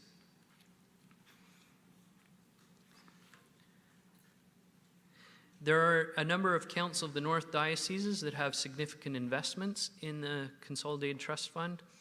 As well, the fund assets include about $1.5 million to support the General Synod liability for self-insured annuities. There is an investment subcommittee of the Financial Management Committee that gives investment oversight and gives the time and close scrutiny of our investments, the performance, conversation with those who take care of it. The chair of that committee is Mr. Kennedy Marshall, and oversight includes review of the statement of investment policies and goals, regular review and performance evaluation of the investment manager Connor, Clark, and Lunn, and the custodian RBC Dexia. Asset mix is reflective of balanced fund. At December 31st, about 1/3 of assets were allocated to fixed income, 54% of assets were invested in equities, and the balance to a growing allocation to alternative investments. The The fund is subject to guidelines stated in the Statement of Investment Policy and Goals, and the current policy is included in the FMC docket, so you can have a look at it there. The fund uses Sustainalytics, formerly JANSI, to achieve socially responsible investing or environmental social governance objectives. Our funds have what we call hard screens, used to screen out investments in business activity that are considered to be controversial or ethically questionable. These screens are currently alcohol, gambling, military weapons, nuclear power, pornography, and tobacco. So we exclude all of those. And a best sector approach is used for all other investments. 2 new product involvement screens were implemented earlier in 2019 relating to oil sands and thermal coal. These screens were implemented using a threshold of 10% of reserves for oil sands, 10% of revenue for coal extractives, and 50% of generating capacity for utility companies. Canadian and U.S. equities have been managed with a socially responsible investment mandate since December 2005. A portion of global equities is now also under the SRI mandate.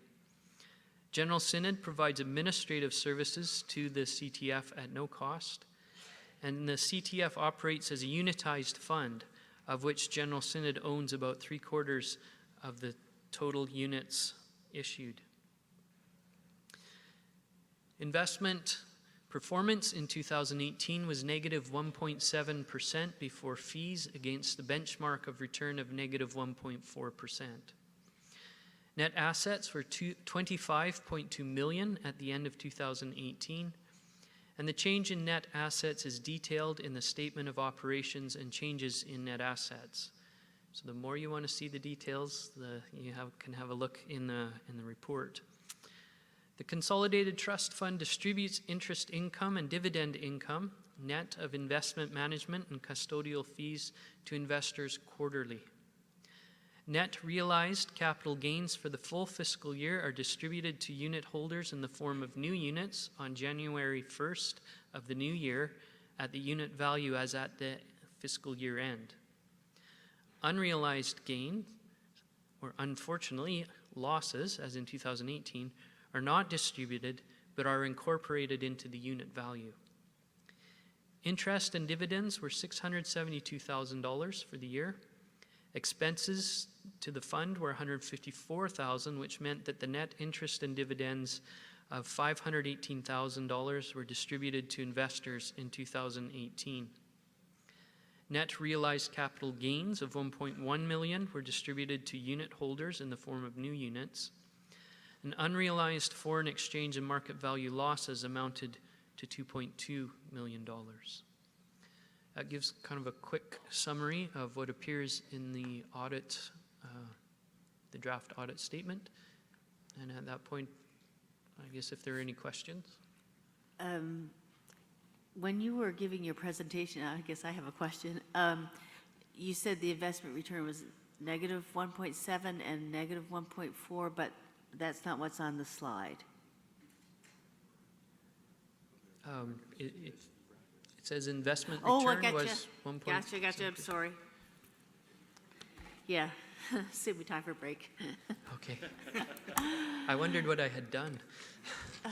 Okay, so are there questions?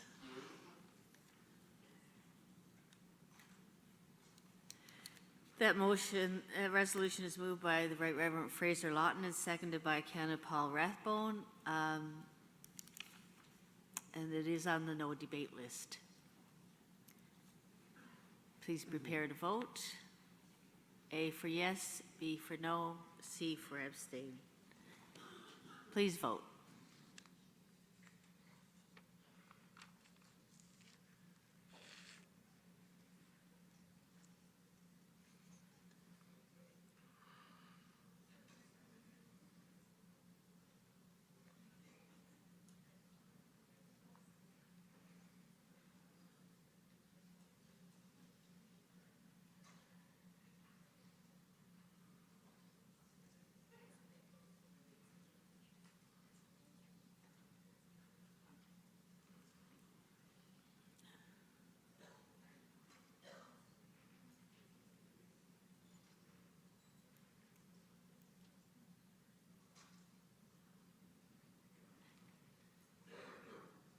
Has everybody had an opportunity to vote?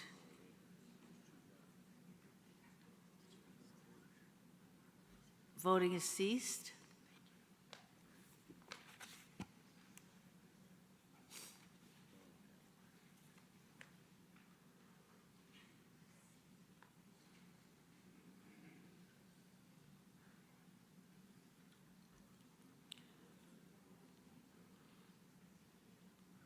That motion is carried. Resolution A132. Would it be possible to speak to one more audit report, and then there are two further resolutions? Okay. If perhaps we should, if it's going to be a few more moments and people are needing a break, perhaps we could take this up after the break. Would that be okay? Sure. It's more than okay for people here, obviously. So the break is until 4:05. Chair of Agenda tells me.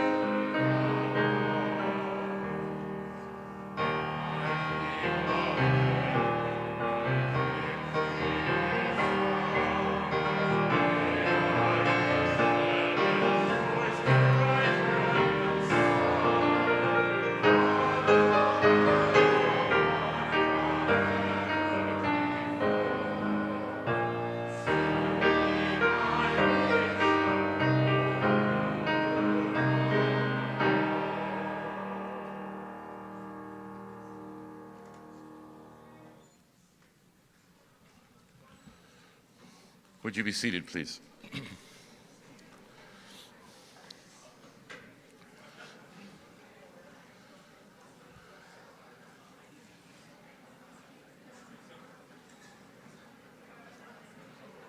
The Prolocutor and the Deputy Prolocutor share the leadership of the lay and clergy house of this synod, and the Prolocutor and I have drafted a message which I'm going to ask the Prolocutor to read, and once she has finished reading it, it will be posted to the web.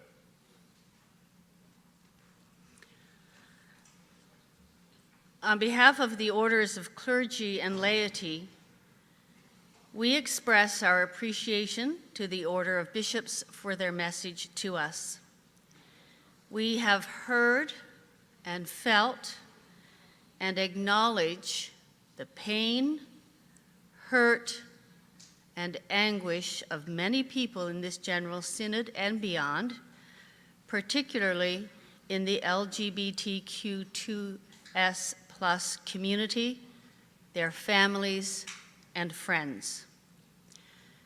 We celebrate the strong support of the affirmations that we adopted at this synod, affirmations which commit this church to inclusivity and mutual respect.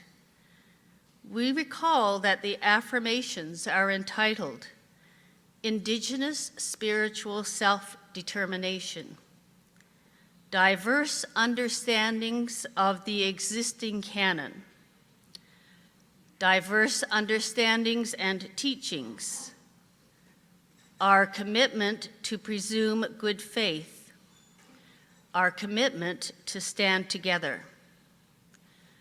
We also strongly endorse the proposed actions of this synod, calling for work in the next triennium on our governance structures, size, and composition of General Synod, and for planning for the future.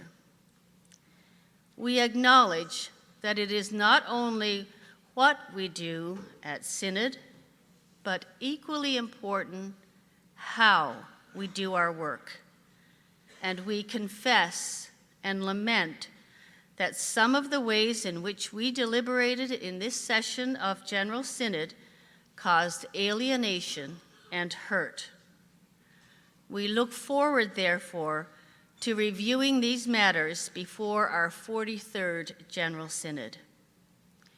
We pray for God's grace and the guidance of God's Holy Spirit as we move forward, as we work toward living fully into these commitments.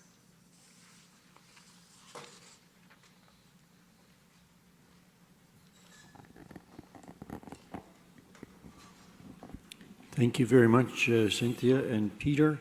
When Cynthia resumes the chair, we'll continue on with the, are we finishing the financial resolutions first, Cynthia? We're just going to have a nominating committee report. Okay. Just before we go back to the financial statements, we are going to have the first report of the nominating committee. That's on a slide and it will be posted. While we're waiting for the slide to come up on the screen, I'm going to ask the members of this General Synod's nominating committee to stand and for you to show your appreciation to them. This has been a very demanding task. So the nominating committee, shall I try to remember them? I'm not going to be able to, so I'm going to forget them. Members of the nominating committee who met in that room with me, if you can't remember who you are, there's Lynn, there's Anne, Bill, and Sheila. I can't remember your name, say. And Haroldine. It's a very busy committee, so let's give our thanks.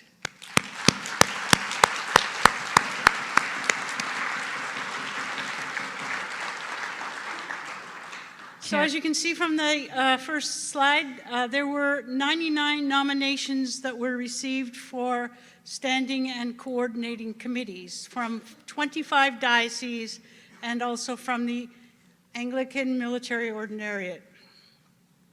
58 of those nominations were ordained, 41 from lay people. There were 6 that were from the youth, 26 from members that, well, many churches call them the youth too, but we're going to call them 27 to 50-year-olds. 45 from members that were 51 to 65 and 22 from over 65. And there were 7 nominations from Indigenous persons.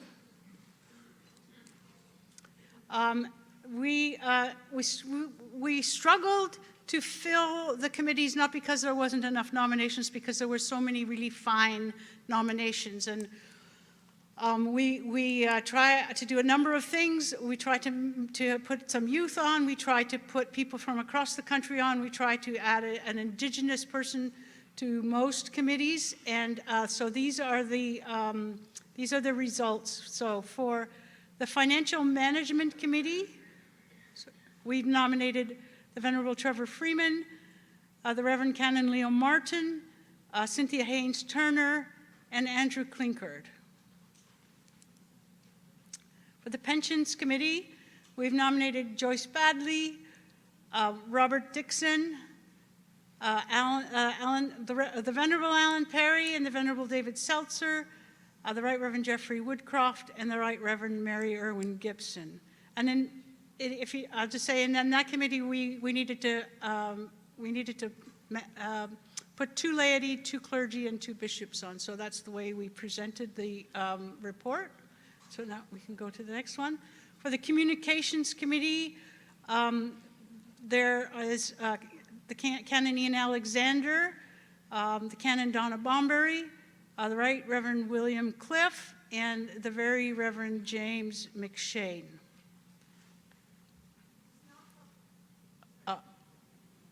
If there's an error, we'll fix it in a minute. For Faith, Worship, and Ministry, we needed to nominate 3 people.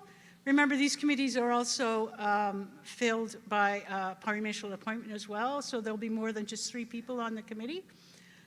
The Venerable Douglas Fenton, the Very Reverend Paul Williams, and Liz Kismat Walsh. For Partners in Mission, again, 3 persons. Benjamin Stutchbury, from a lay person from the province of Canada, the Venerable Charlene Taylor, a clergy person from the province of Canada, and the Right Reverend Michael Paulusel, a bishop from Ontario. For public witness, for social and ecological, for witness, that can't be right, Sydney Brigard Coyle, Jane Cox, and the Reverend David Burrows. And finally, for the Committee of Resources for Mission, Canon Dr. Gary Russell, the Reverend Canon Paulette Budgen, and the Venerable Jane Humphreys. I can move to the next one.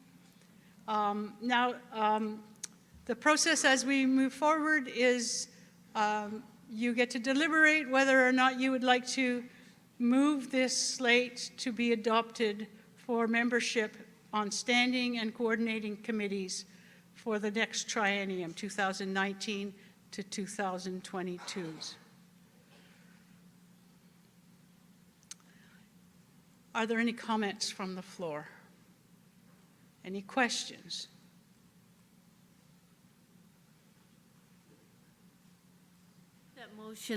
That motion is before you, that this General Synod adopt the report of the nominating committee for membership on standing and coordinating committees 2019 to 2022.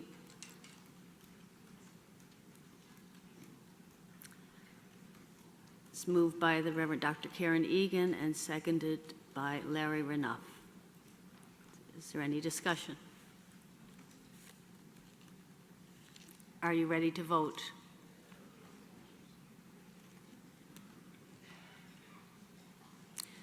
Okay. It's not up there on the screen, but I think I could still say this. A for yes, B for no, and C for abstain. Please vote. No, not ready? Well, I guess I can't say it. Yes.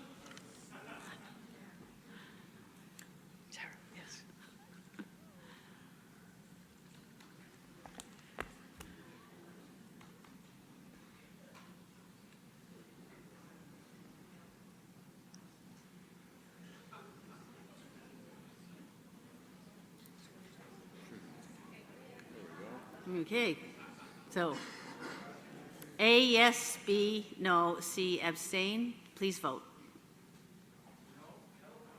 Working. No?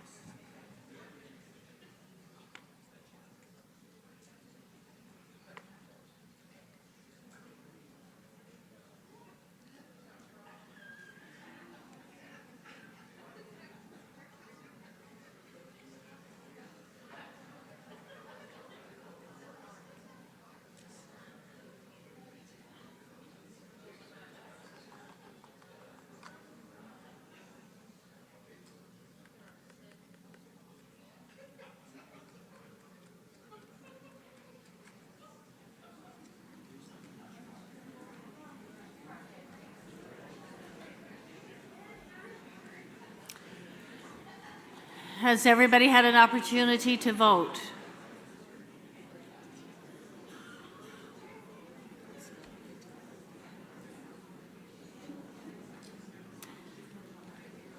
Voting has ceased.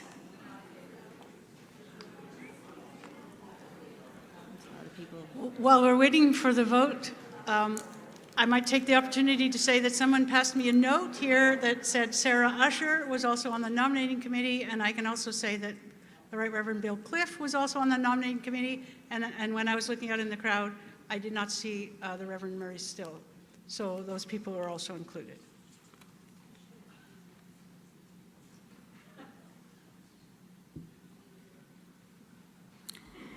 That motion is carried. I believe that's the last responsibility for the nominating committee for this General Synod. Please let's show our appreciation for their work.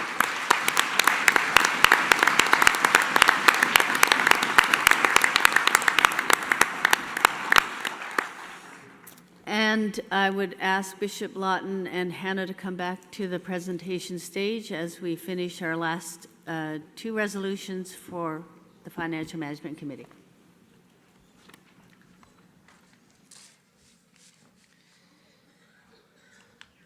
Thank you, Madam Prolocutor. We got word that there was not yet enough joy, so you wanted yet more from Financial Management Committee. So we're going to look at the one remaining draft audit statement, and that is the Anglican Church of Canada Resolution Corporation, which is Appendix B, the first one listed there. The Resolution Corporation came into existence in 2003 to operate and manage funds related to settled claims arising from residential schools. There's notes there that talk about the agreement and so on. There were three funds that came into existence at that time, the Settlement Fund, the General Fund, and the Fund for Healing and Reconciliation. Since 2007, the Healing and Reconciliation Committee met twice each year to receive and consider grant applications for healing projects. In 2018, the committee reviewed all projects with outstanding payments and followed up on outstanding reporting requirements, and that led to either payment that was due or cancellation of outstanding payments if there's no response. And then in the end, grants of $4,477 were made during fiscal 2018. With the payment of the outstanding grants and grants made during the year, the Anglican Fund for Healing and Reconciliation was depleted at the end of fiscal 2018. That is the case now with each of those three funds, the Settlement Fund, the General Fund, and the Healing Fund.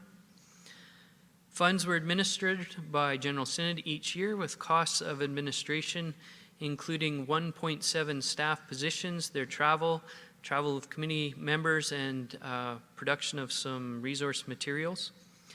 Administrative costs incurred by General Synod were reimbursed through the corporation each year until 2014 with the agreement and contingent on approval by the Government of Canada.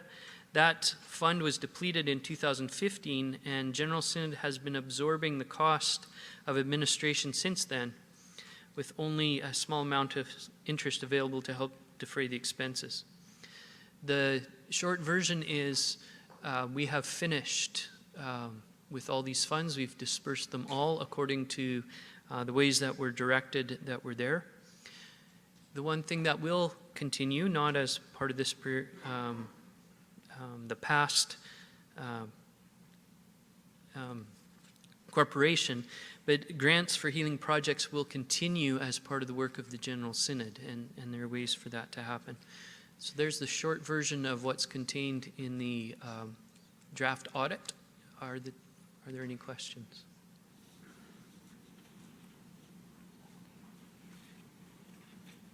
Are there any questions? Then the resolution is A132. moved by the Right Reverend Fraser Lawton and seconded by Canon Paul Rathbone, be resolved that this General Synod approve the audited financial statements of the Anglican Church of Canada Resolution Corporation for the fiscal year ended December 31st, 2018.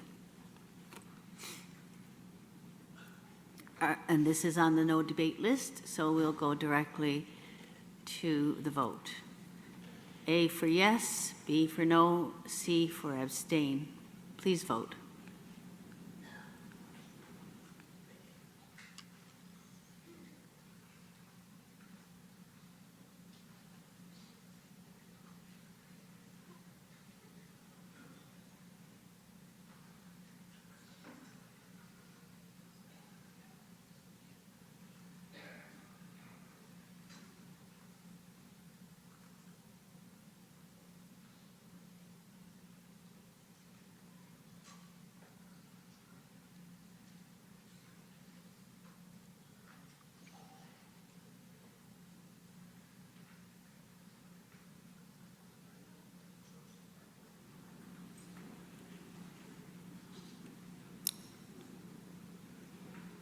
Has everyone had opportunity to vote? Voting has ceased.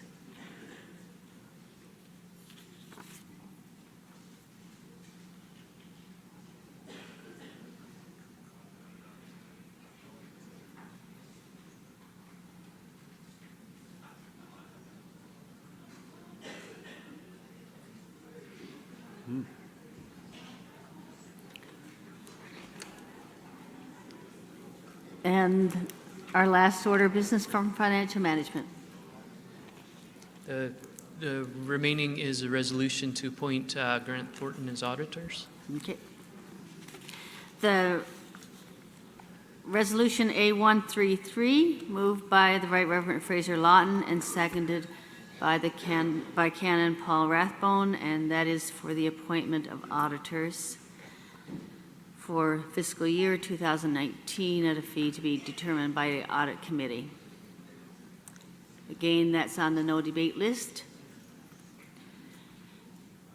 A for yes, B for no, C for abstain. Please vote.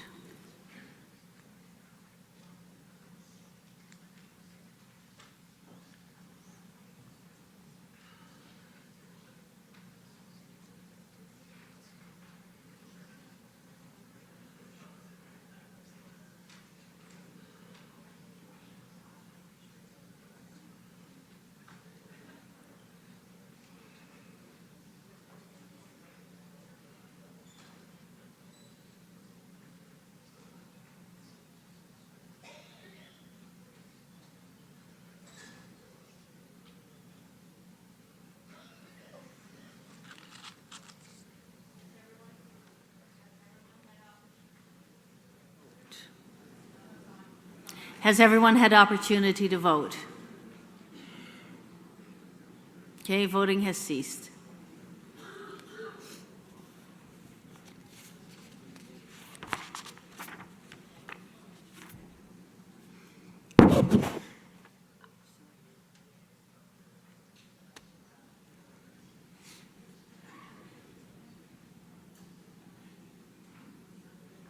That motion has carried.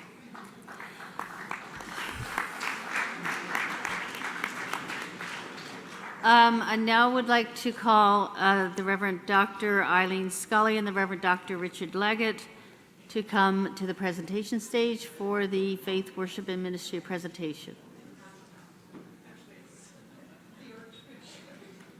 And Archbishop Mark MacDonald.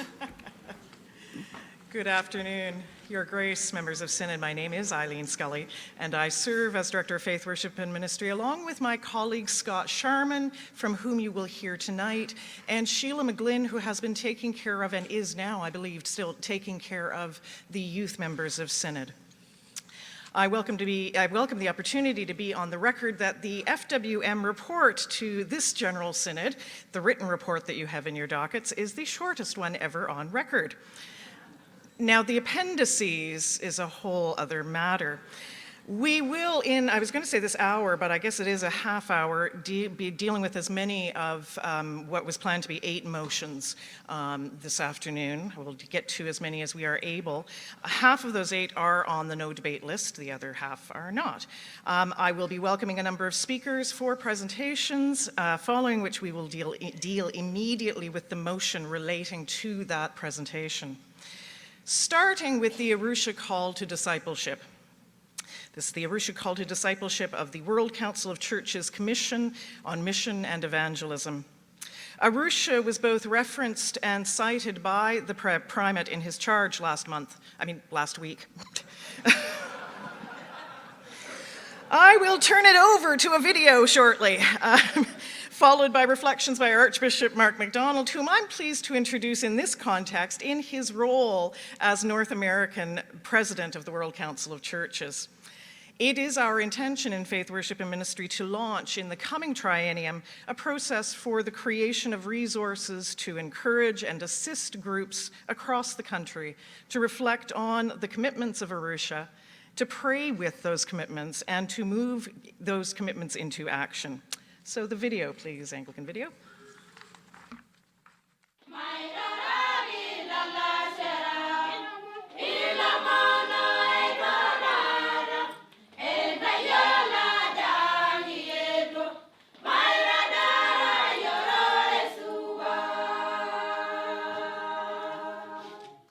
Evangelism is really a total service for humanity, to spread good news of salvation. And what I mean here is to prepare the soul, the heart, to be friendly with God. And this issue of friendly with God starts with the person himself or herself and those who are around him or her. And then from there is the issue of education, secular education. There is the issue of health. There is the issue of economy. There is the issue of politics. Faith has very strong, it has a power in itself. When people believe, people can do a lot. Believe in Christ, believe in themselves, believe in what they can do, they get out of trouble. They don't need handouts, actually. They need education and knowledge to help them get transformed. Evangelization without actions is nothing. We have to help those in need so that the work of Christ, the work of Jesus, can be seen in the souls of those in need. I think being good news can come in a variety of forms, and it's coming from that heart of seeing people through the eyes of Jesus and the compassion of God in terms of the situation that they are finding themselves in. And so, again, coming alongside and seeing what practical ways we can share God's love with them. The church is actually a change agent, and we as the church, we are trying to see whether we can assist the government in starting polytechnics, whereby the young people would get skills to enable them to employ themselves. And if the government is going toward industrialization, they can work in industries, in factories. So we have this one in our mind. In this country, we even, like churches, contribute more than 10% of the social services. And the community level, too, we have quite a good cooperation with the dispensaries, schools, secondary schools. We have started a university. Economic issues, of course, the climate change. Like this year, we are really experiencing drought, and if we don't get enough rains, most of our church members are peasants, and if they don't get crops, they don't get food, then we are in trouble. Being in the urban set like Arusha, they're actually single mothers, a lot of them. They don't have husbands, they're not married, they have children. They don't have jobs, they don't have any work sometimes. And we feel like we need to address those. The issue of HIV and AIDS, also the church is giving education on how they could really get protect themselves from getting HIV and AIDS. I want to preach until in the last breath of my life to the poor, especially to the poor. But I want to preach in the villages where people are forgotten. For instance, here in Arusha, the Maasai land has been forgotten. So I want to go there. I want to preach the good news to them so that they can know Jesus. They can know the love of Jesus, the love that Christ preached to those people in those days. So today, it will be a good news to them. Now, that joy which I have in Jesus, I want them to have in villages, not in town. I want to work there.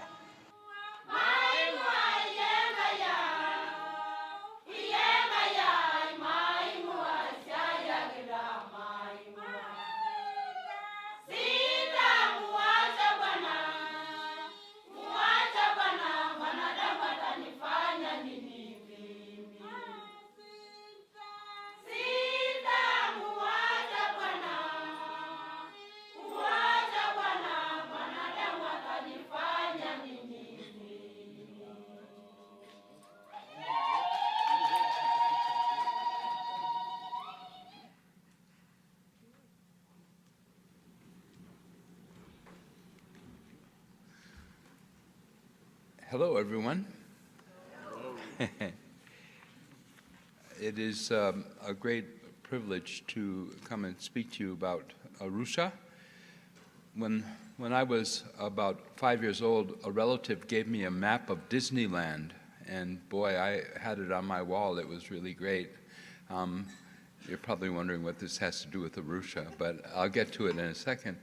It wasn't until I was in my 50s that I actually got to Disneyland, but it was a great thing. I dreamed of it, but never really thought I'd get there. The same thing with the Conference on World Mission and Evangelism. I started reading about it when I was in my early 20s, but finally in my 60s I was able to go and to be in a place that where the whole world comes together. Oftentimes in church meetings we have to imagine what's going on in the world and bring that perspective in.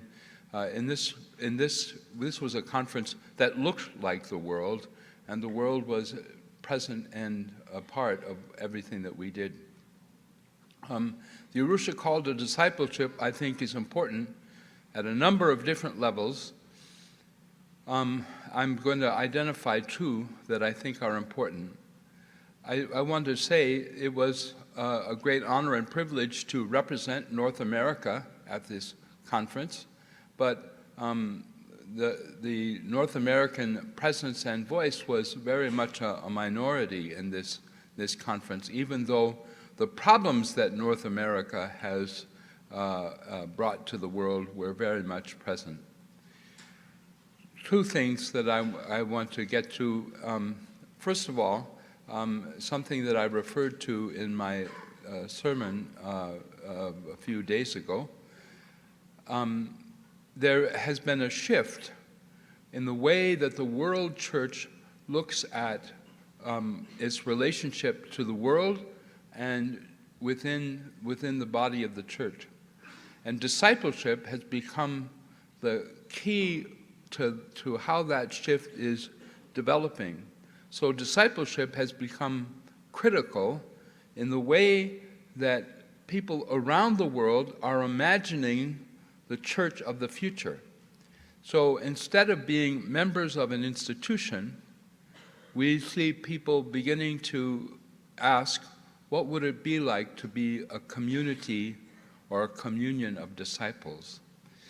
This, I think, is a powerful shift, a momentous change. The second thing that I want to mention about this is I think, important. We live in a world where we are being discipled by a culture of money. We are being spiritually shaped by the values and by the visions and dreams of a culture of money. It is, I think, vitally important to the well-being of our souls that we begin to see the urgent need that we have to spiritually shape people in contrast to the culture of money. And this is an idea that was very important to the Arusha call. There was a strong sense of the presence and the power and the destructive potential of the idolatry that the world has developed towards money, so much so that people don't even notice it. It's so much a part of the way that they look at things. So what Arusha is calling us to be is calling us back to our original love and dedication to God, and following Jesus Christ as disciples, to reject the spiritual formation that is happening in the worldwide metastasizing culture of money, and begin to be shaped once again by the values of our Christian faith. So it was a great and exciting thing to do that. There's a couple of clauses in the whole Arusha discipleship that I wrote. So see if you can identify them. And then anyone who does, I will sign your T-shirt. So thank you very much.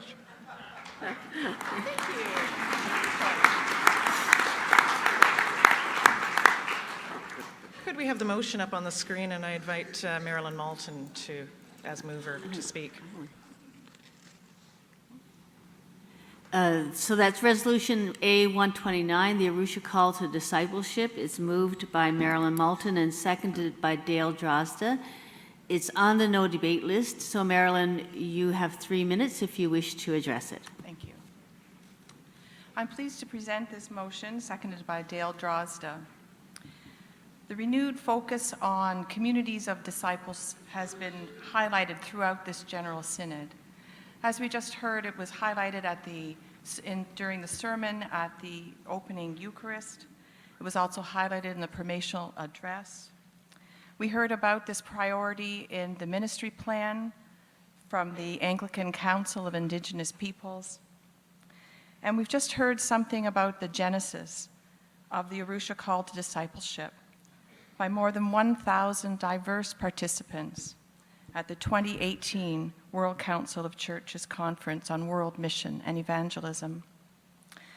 Additionally, this spring, the national bishops of the Anglican Church of Canada, the Episcopal Church, the Evangelical Lutheran Church in America, and the Evangelical Lutheran Church in Canada jointly invited our 4 churches to hear the message from the Arusha Call to Discipleship. I have witnessed the transformation that is possible through engaging with the Arusha Call to Discipleship. It names and helps us to name and challenge the death-dealing forces in our world that lead to profound suffering, marginalization and exclusion, and ecological devastation. Moreover, the Arusha Call to Discipleship issues an urgent call for personal and communal conversion and a rethinking of relationships with one another and with creation. Finally, it reminds us that, quote, this is not a call that we can answer in our own strength. So the call becomes, in the end, a call to prayer. This motion provides an opportunity for us to affirm our intent to answer this call, and I ask for your support. Thank you. As this is on the no debate list, we won't have debate, and so we'll go directly to the vote. A for yes, B for no, and C for abstain. Please vote.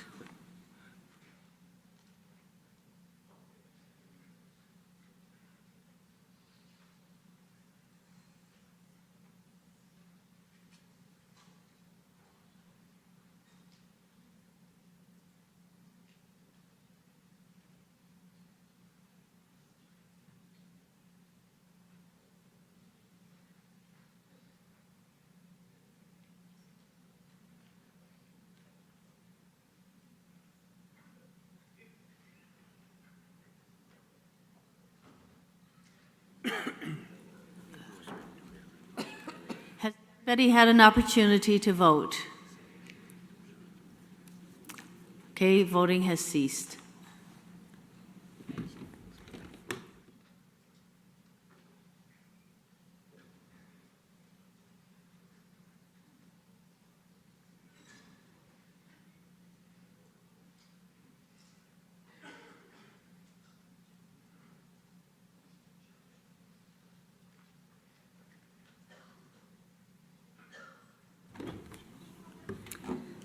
That motion is carried.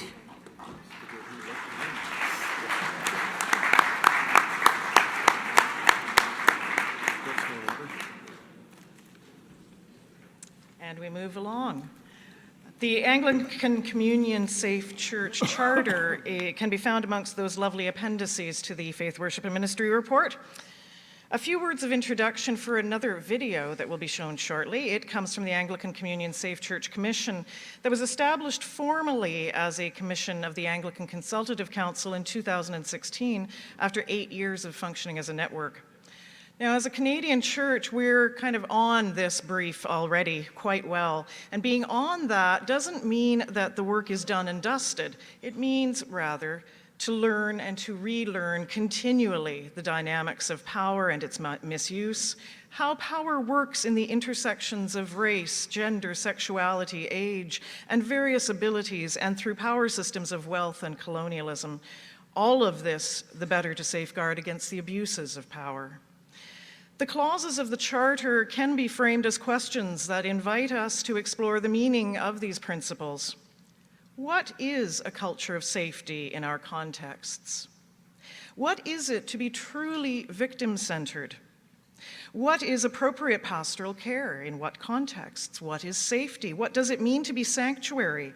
These are all questions we need to be engaging constantly within the concrete experiences of ministry that begins with tending to those who suffer. Mary Wells of the Diocese of Toronto was appointed to the Anglican Communion Safe Church Commission in 2017, and over the course of this time has worked bringing a very strong Canadian voice and wisdom to that commission. Mary has a long history in social work with victims of abuse in the church and in policy development, serving as an expert witness in a good number of criminal and civil cases involving religious orders, as well as Anglican parishes and dioceses. One of the many things I have learned from Mary, and something that she brings to these international conversations, is a firm, and I would say even stubborn, commitment that we not settle just for a risk management approach.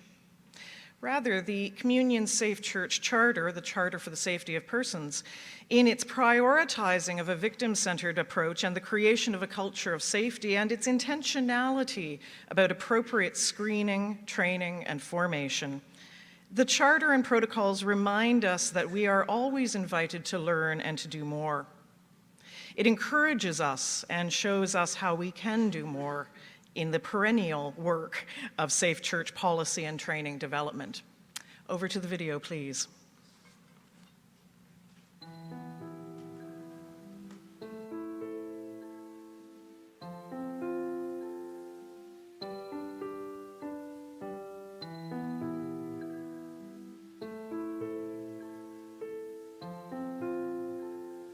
I remember each time he goes to work, I would just look through the window. I just stand. And there was the neighbors who would just see me and they would come close to the window and talk to me. I can't speak English. I don't know. Even a word help. I didn't know how to say it. I don't know what to say. They want to reach out. They will ask me, why are you not in school? The only thing, the school I can catch up is almost similar to French, but I can't respond. I remember the last place we were staying on, and people will ask and ask. This woman, I think she could have helped me or even called the police because I did. She would keep on, she didn't give up. She keep on coming and asking him, why is this child not at school? And I don't know what story he would tell her, but she was so angry, and each time she would come, she would get so angry. So I think if you could have stayed there, she could have called the police or something and get me home. But before I knew it, he packed us everything and moved to Cape Town. The Commission was established as a result of a resolution at ACC 16 in Zambia in 2016. Over the last 20 years or so, there had been public disclosures of abuse, sexual abuse, but other forms of abuse in a number of provinces. Our task is threefold. Firstly, we're to identify what policies are currently in place in the churches of the Communion. Secondly, we are to develop guidelines to enhance the safety of people in the churches of the Anglican Communion. And thirdly, to develop resources for the implementation of those guidelines. Well, you know, one of the greatest challenges that we face is the culture of silence, you know, in the community. The majority of the population in the Pacific are Christians, and the faith is a very important component of, is an integral component of our lives. And not only that, culture also is. And so the culture of silence is a very important part of our lives. And so we don't speak publicly about abuse. The issue is one of where do victims or survivors, people who want to get over this, where do they go for help? Where do they go for assistance? Can they actually come to the church, or is the church seen as the very institution that has allowed these horrible incidents to happen? And so we need to look within ourselves to see whether or not there are structures, either institutional structures or social structures, which prevent the church from coming to a realization of the risk that these things can happen and that we need to address it up front. We were humbled by the courage that the girls were able to come out to speak, because in many cases the stigma related to such kind of stories make it difficult for people to come out publicly, to tell their story, but to find ways as to how best they can be helped. So the work of this commission is quite important in that regard, in that listening to the stories, we have an idea of what the society in general is going through, and then identify the point at which that the church can then enter and assist. I felt that their final plea was, how can I be safe in the church? Developing policies that make everyone safe will help them, but I personally would like to suggest that the church can, in a very practical way, parishes can offer support to women who are emerging from abuse, who are trying to leave shelters and need help in transitioning to living on their own, to finding a job, to learning skills, to get good jobs, and support during the year or after they leave the shelter. Hearing from survivors is extremely important to our work. We need to ensure that we understand the harmful effects that they have experienced, and as best we can, ensure that the guidelines we're developing will prevent that sort of abuse from happening in the future, and where abuse of that nature does happen, that there is proper care for survivors.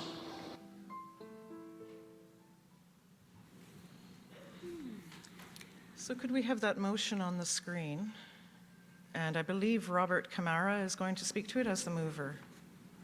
So that motion is Resolution A128, which is Anglican Communion Safe Church Charter and Protocols, moved by the Venerable Robert Camara and seconded by the Venerable Tanya Phibbs. And Robert. Madam Chair, Your Grace, members of Synod, Robert Camara, Diocese of Montreal. We have before us a motion to adopt the Anglican Communion Charter for the safety of people and the protocol for the disclosure of ministry suitably information between the churches of the Anglican Communion. Commend the Charter to the diocese and other bodies of the Anglican Church of Canada for use in the revision and creation of policies and training materials for safeguarding and right conduct. Direct Council of General Synod to review the policy base of the General Synod in light of the Charter, reporting back to General Synod in 2022 on developments and revised policies. Offer its gratitude to the Anglican Communion Safe Church Commission for its work in creating the Charter for the safety of persons and its protocols. And finally, to direct the Council of General Synod to include discussion of safe church policy and practice in the agenda of each triennium.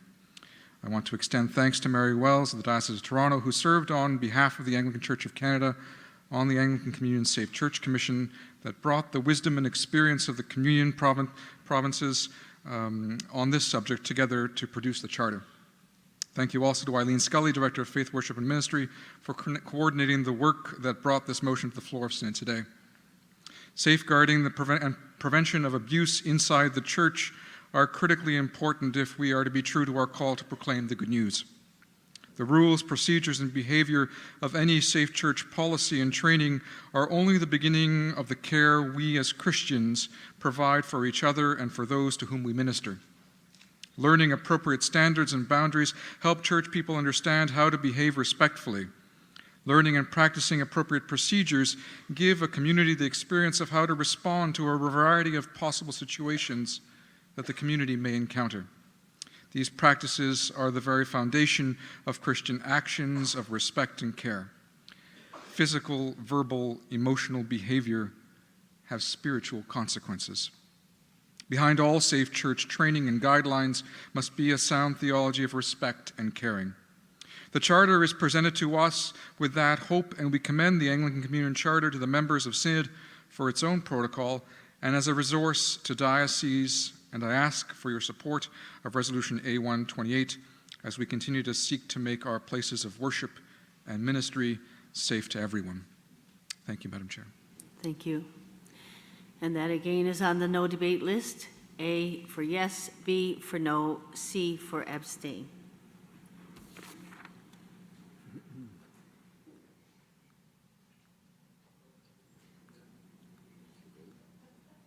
Please vote. Sorry.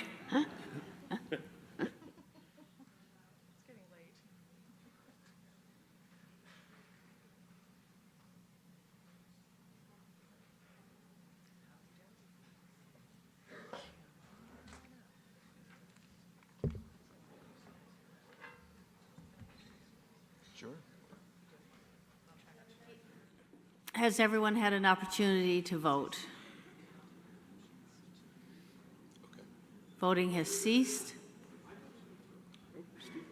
Whoops. Is it too late to reopen? Someone said no and would have to repoll? No, because someone said no and I didn't catch it right away. So we can repoll. Let's put it back up.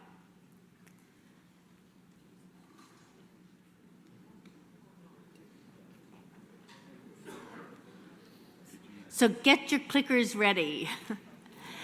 Okay, A for yes, B for no, and C for abstain. Please vote.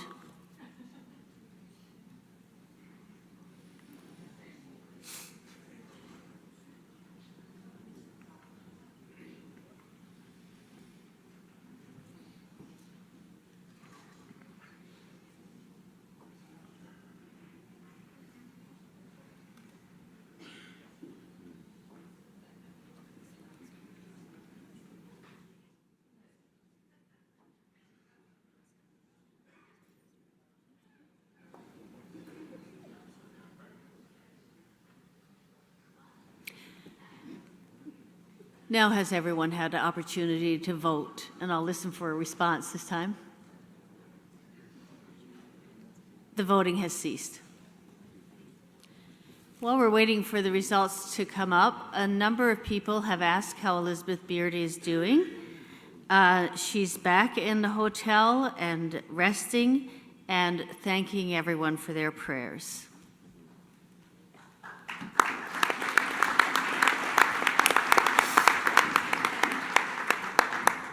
And the resolution on Safe Church has carried.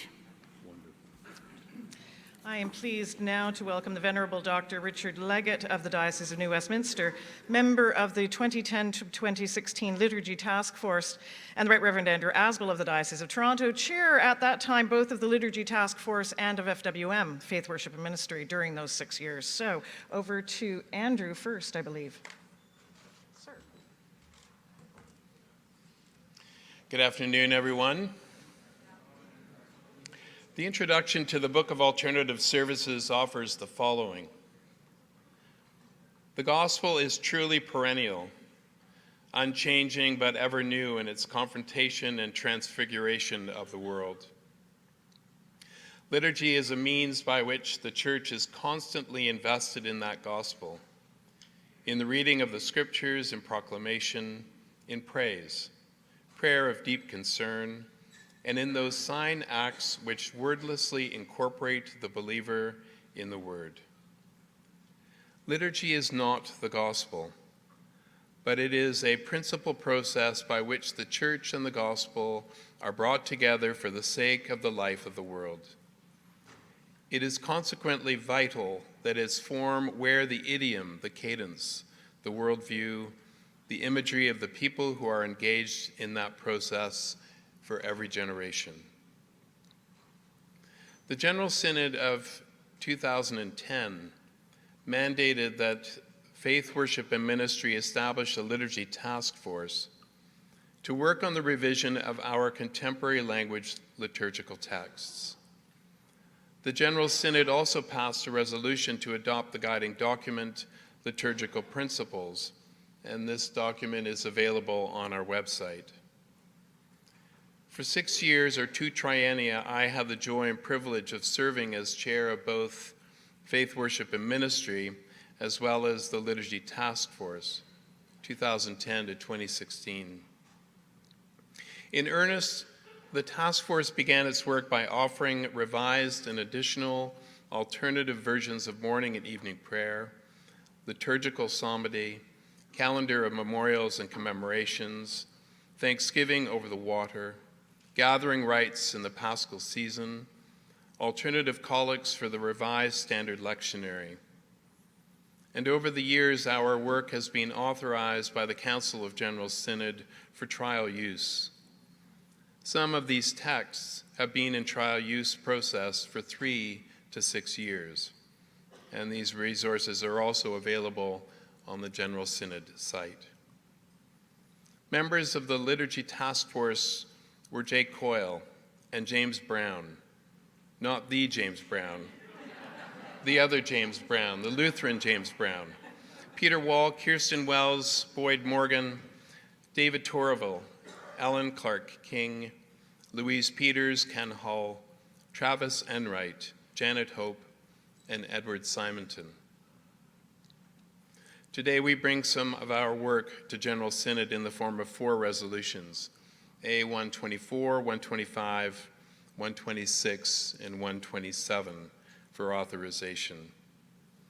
Now we hear from Richard Leggett, a member of the Liturgy Task Force, who will say more. If I could have the first slide. It is my privilege to speak to you today and to speak as the vicar of Holy Trinity Cathedral and Archdeacon of Westminster, who gather as a community on the unceded lands of the Kikate, Kwantlen, and Kikwitlam nations, whose generosity allows us to celebrate the Eucharist and to be the people of God in that place. I'm also conscious of a person that you will not remember in the memory section of General Synod, and that is the Reverend Dr. Bill Crockett, one of the key authors of the Book of Alternative Services, who ironically was never a member of the General Synod, but whose handprint is in every parish that has a BAS. I don't know if you realize it, but you are in a historic year. Exactly 470 years ago on Pentecost, the exact date in 1549, on the 9th of June, which was Pentecost, the first Book of Common Prayer came into use in England and in Wales. 470 years ago exactly, and this year when we gathered on Pentecost Sunday, we were gathering on that 470th anniversary. The Book of Common Prayer is important to us for a whole bunches of reasons, but I think one of the most important ones for liturgical work is that in the preface, Thomas Cranmer writes, "There was never anything by the wit of man so well devised or so surely established, which in continuance of time hath not been corrupted, as among other things it may plainly appear by the common prayers in the church, commonly called divine service." And then later in a section called "Of Ceremonies, Why Some Be Retained and Some Abolished," he wrote, "For we think it convenient that every country should use such ceremonies as they shall think best to the setting forth of God's honor and glory." In those words, what Cranmer did was set before us fundamental principles, the first being that we do believe in common prayer, prayer that is common in two ways: common because it is shared, but common because it makes use of the stuff of who we are as Christians living in a particular time and place. Revision, even Thomas Cranmer recognized 470 years ago, was an ongoing process, and that the relationship between culture and worship is not inconsequential. Worship relates to culture transculturally. It relates transculturally through texts and practices that transcend particular cultures. We say the Lord's Prayer, we read the scriptures, we share in the words of institution at the time of the Eucharist, we use the baptismal formula. These are texts and practices which unite us through generations, across cultures, throughout generations. And that is one way in which worship engages the culture. But worship also engages culture contextually through texts and practices which arise from this and speak to a particular culture, which is why during this General Synod, when the time has come for the Lord's Prayer, we have invited you to say this prayer that we think we all know, and we do, but a reminder that we often pray in different ways. That the language is important. And so, Ein Tad in Nefueth, unser Vater im Himmel, Notre Père en Ciel, our Father in heaven, or whatever language in which you speak, that the transcultural value of that prayer is incarnated into who we are at this time and place. And worship also relates to culture counterculturally, through texts and practices that challenge a particular culture. You heard Archbishop Mark speak about the culture of money in which we live. And our liturgy, our worship, constantly causes us to confront the culture in which we live, realizing that as the wonderful poet Julia Esquivel says, the resurrection always comes as bad news to someone. And worship relates to culture also cross-culturally, because through texts and practices that are taken over by one culture from another, because we find that as we hear and see and enact ways of being from another culture, we find meaning in them. For example, Amen. Hebrew, not our invention. Hosanna, Alleluia.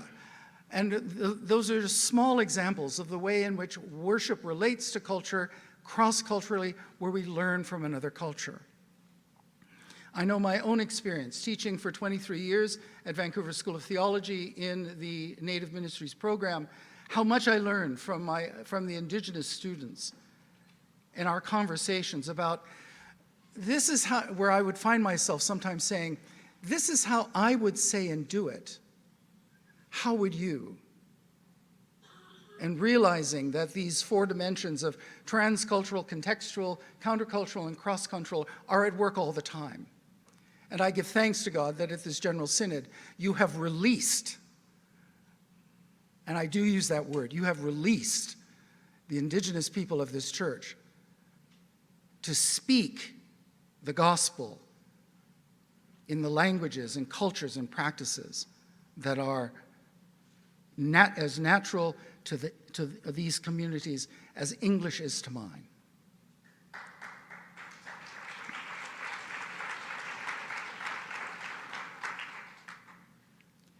If I could have the next slide.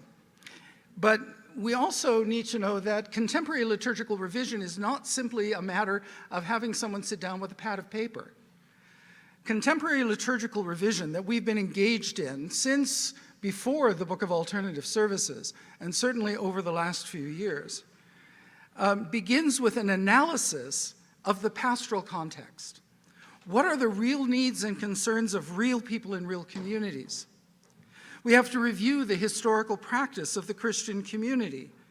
What have Christians done and not done over the course of 2,000 years, and why? Why haven't they done that? And we must also identify the theological commitments of the community. How do we proclaim the good news of God in Christ in our liturgical rites? There are many understandings, for example, of how in Jesus of Nazareth, God reconciles the world to God's very self.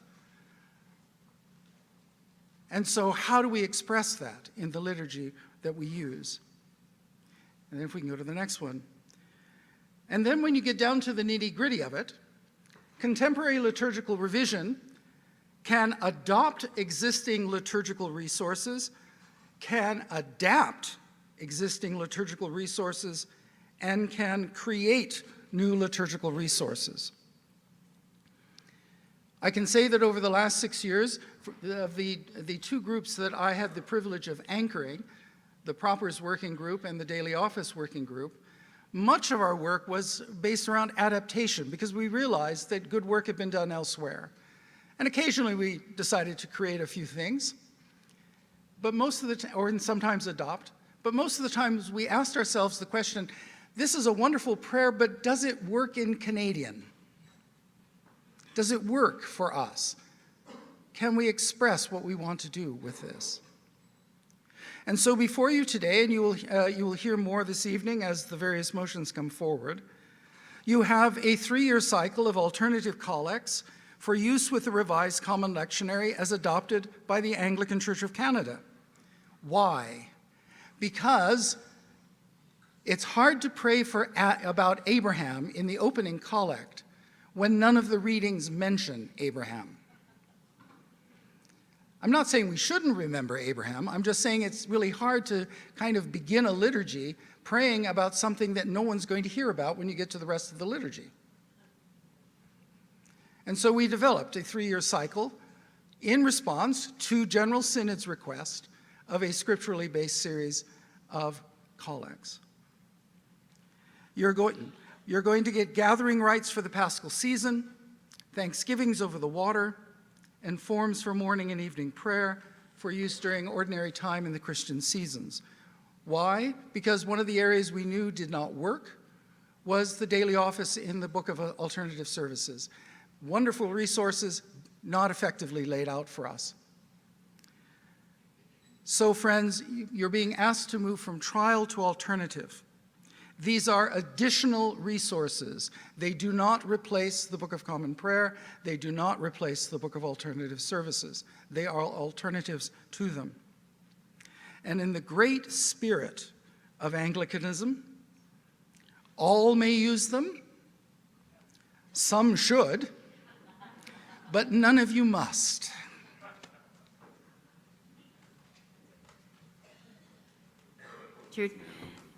So from this report come resolutions which are not on the no debate list. So we will not, you'll be happy to know, engage with those before dinner. It's 5:15 and our orders of the day say we will move to dinner now. Peter has a few announcements and then we resume at 7. Richard Leggett's much gentler with this body than he ever was with me when I was working on those groups. Some announcements. First of all, a reminder about the Dinner and Learn happening at 6 o'clock with Deborah Sparrow weaving golden threads from heaven. If you're interested in attending, please enjoy a quick dinner in the Pavilion Ballroom as usual, and join Deborah in the Galliano Room located on the 4th floor in the South Tower.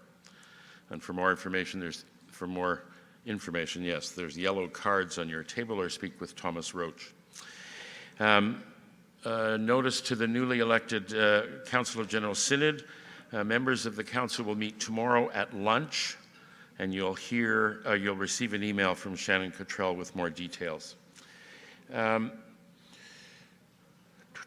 We heard 2 messages today in the House, important messages, one from the Order of Bishops and one from the Prolocutor and Deputy Prolocutor. The Agenda Committee is meeting also over supper, and I want to say that we are looking very seriously at how we can find some time tomorrow morning to be able to talk about those things in the House and how the best way to do that is. So I want to thank you for your attention to those messages and for your prayers over those messages, and assure you that we are looking very seriously at the ways in which we can, as a body, talk about them. At 6:15, correct? 6:15, I've got that right? There's going to be a video shown about the territory of the people, and I think Barbara Andrews is going to say something about it right now. Yes? Barbara Andrews, Territory of the People. Some have wondered of our name, Territory of the People, and how it came to be. In the presidential address the other evening, Archbishop Fred mentioned us and the work we're doing on reconciliation and healing since the demise of the Diocese of Caribou, and how we came to be the territory.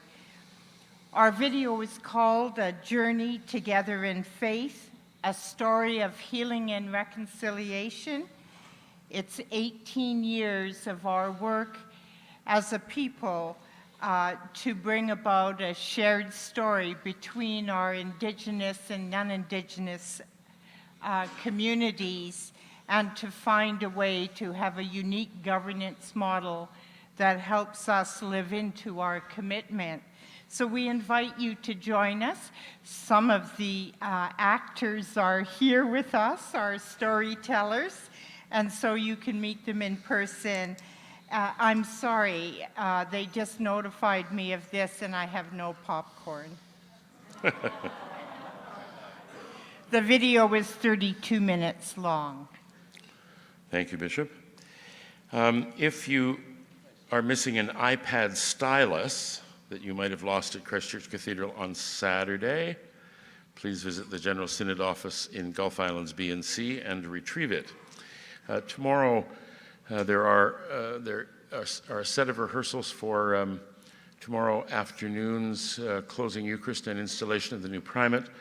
There is a slide coming up that will show those of you who need to be there when you need to be there. There's a lot of you at the cathedral at 12:15 sharp, at 3:15 sharp, at 3:45 sharp,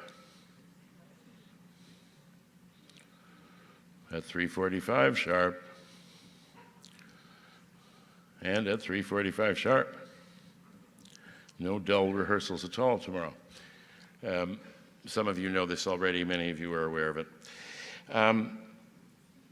Could I meet with David Harrison, Martha Tatarnik, and Mark Whitall here just as soon as we're done? The Lord be with you. Let us pray.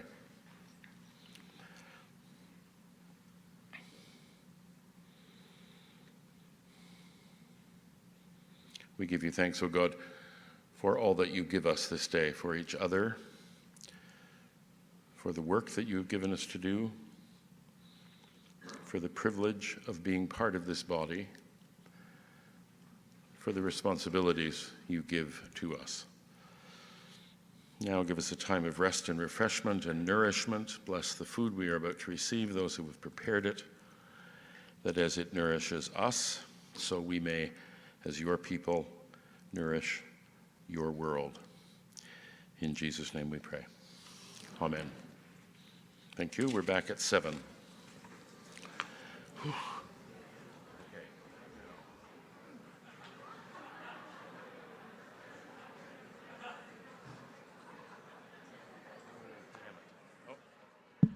One more thing. I'm very sorry. I forgot one thing.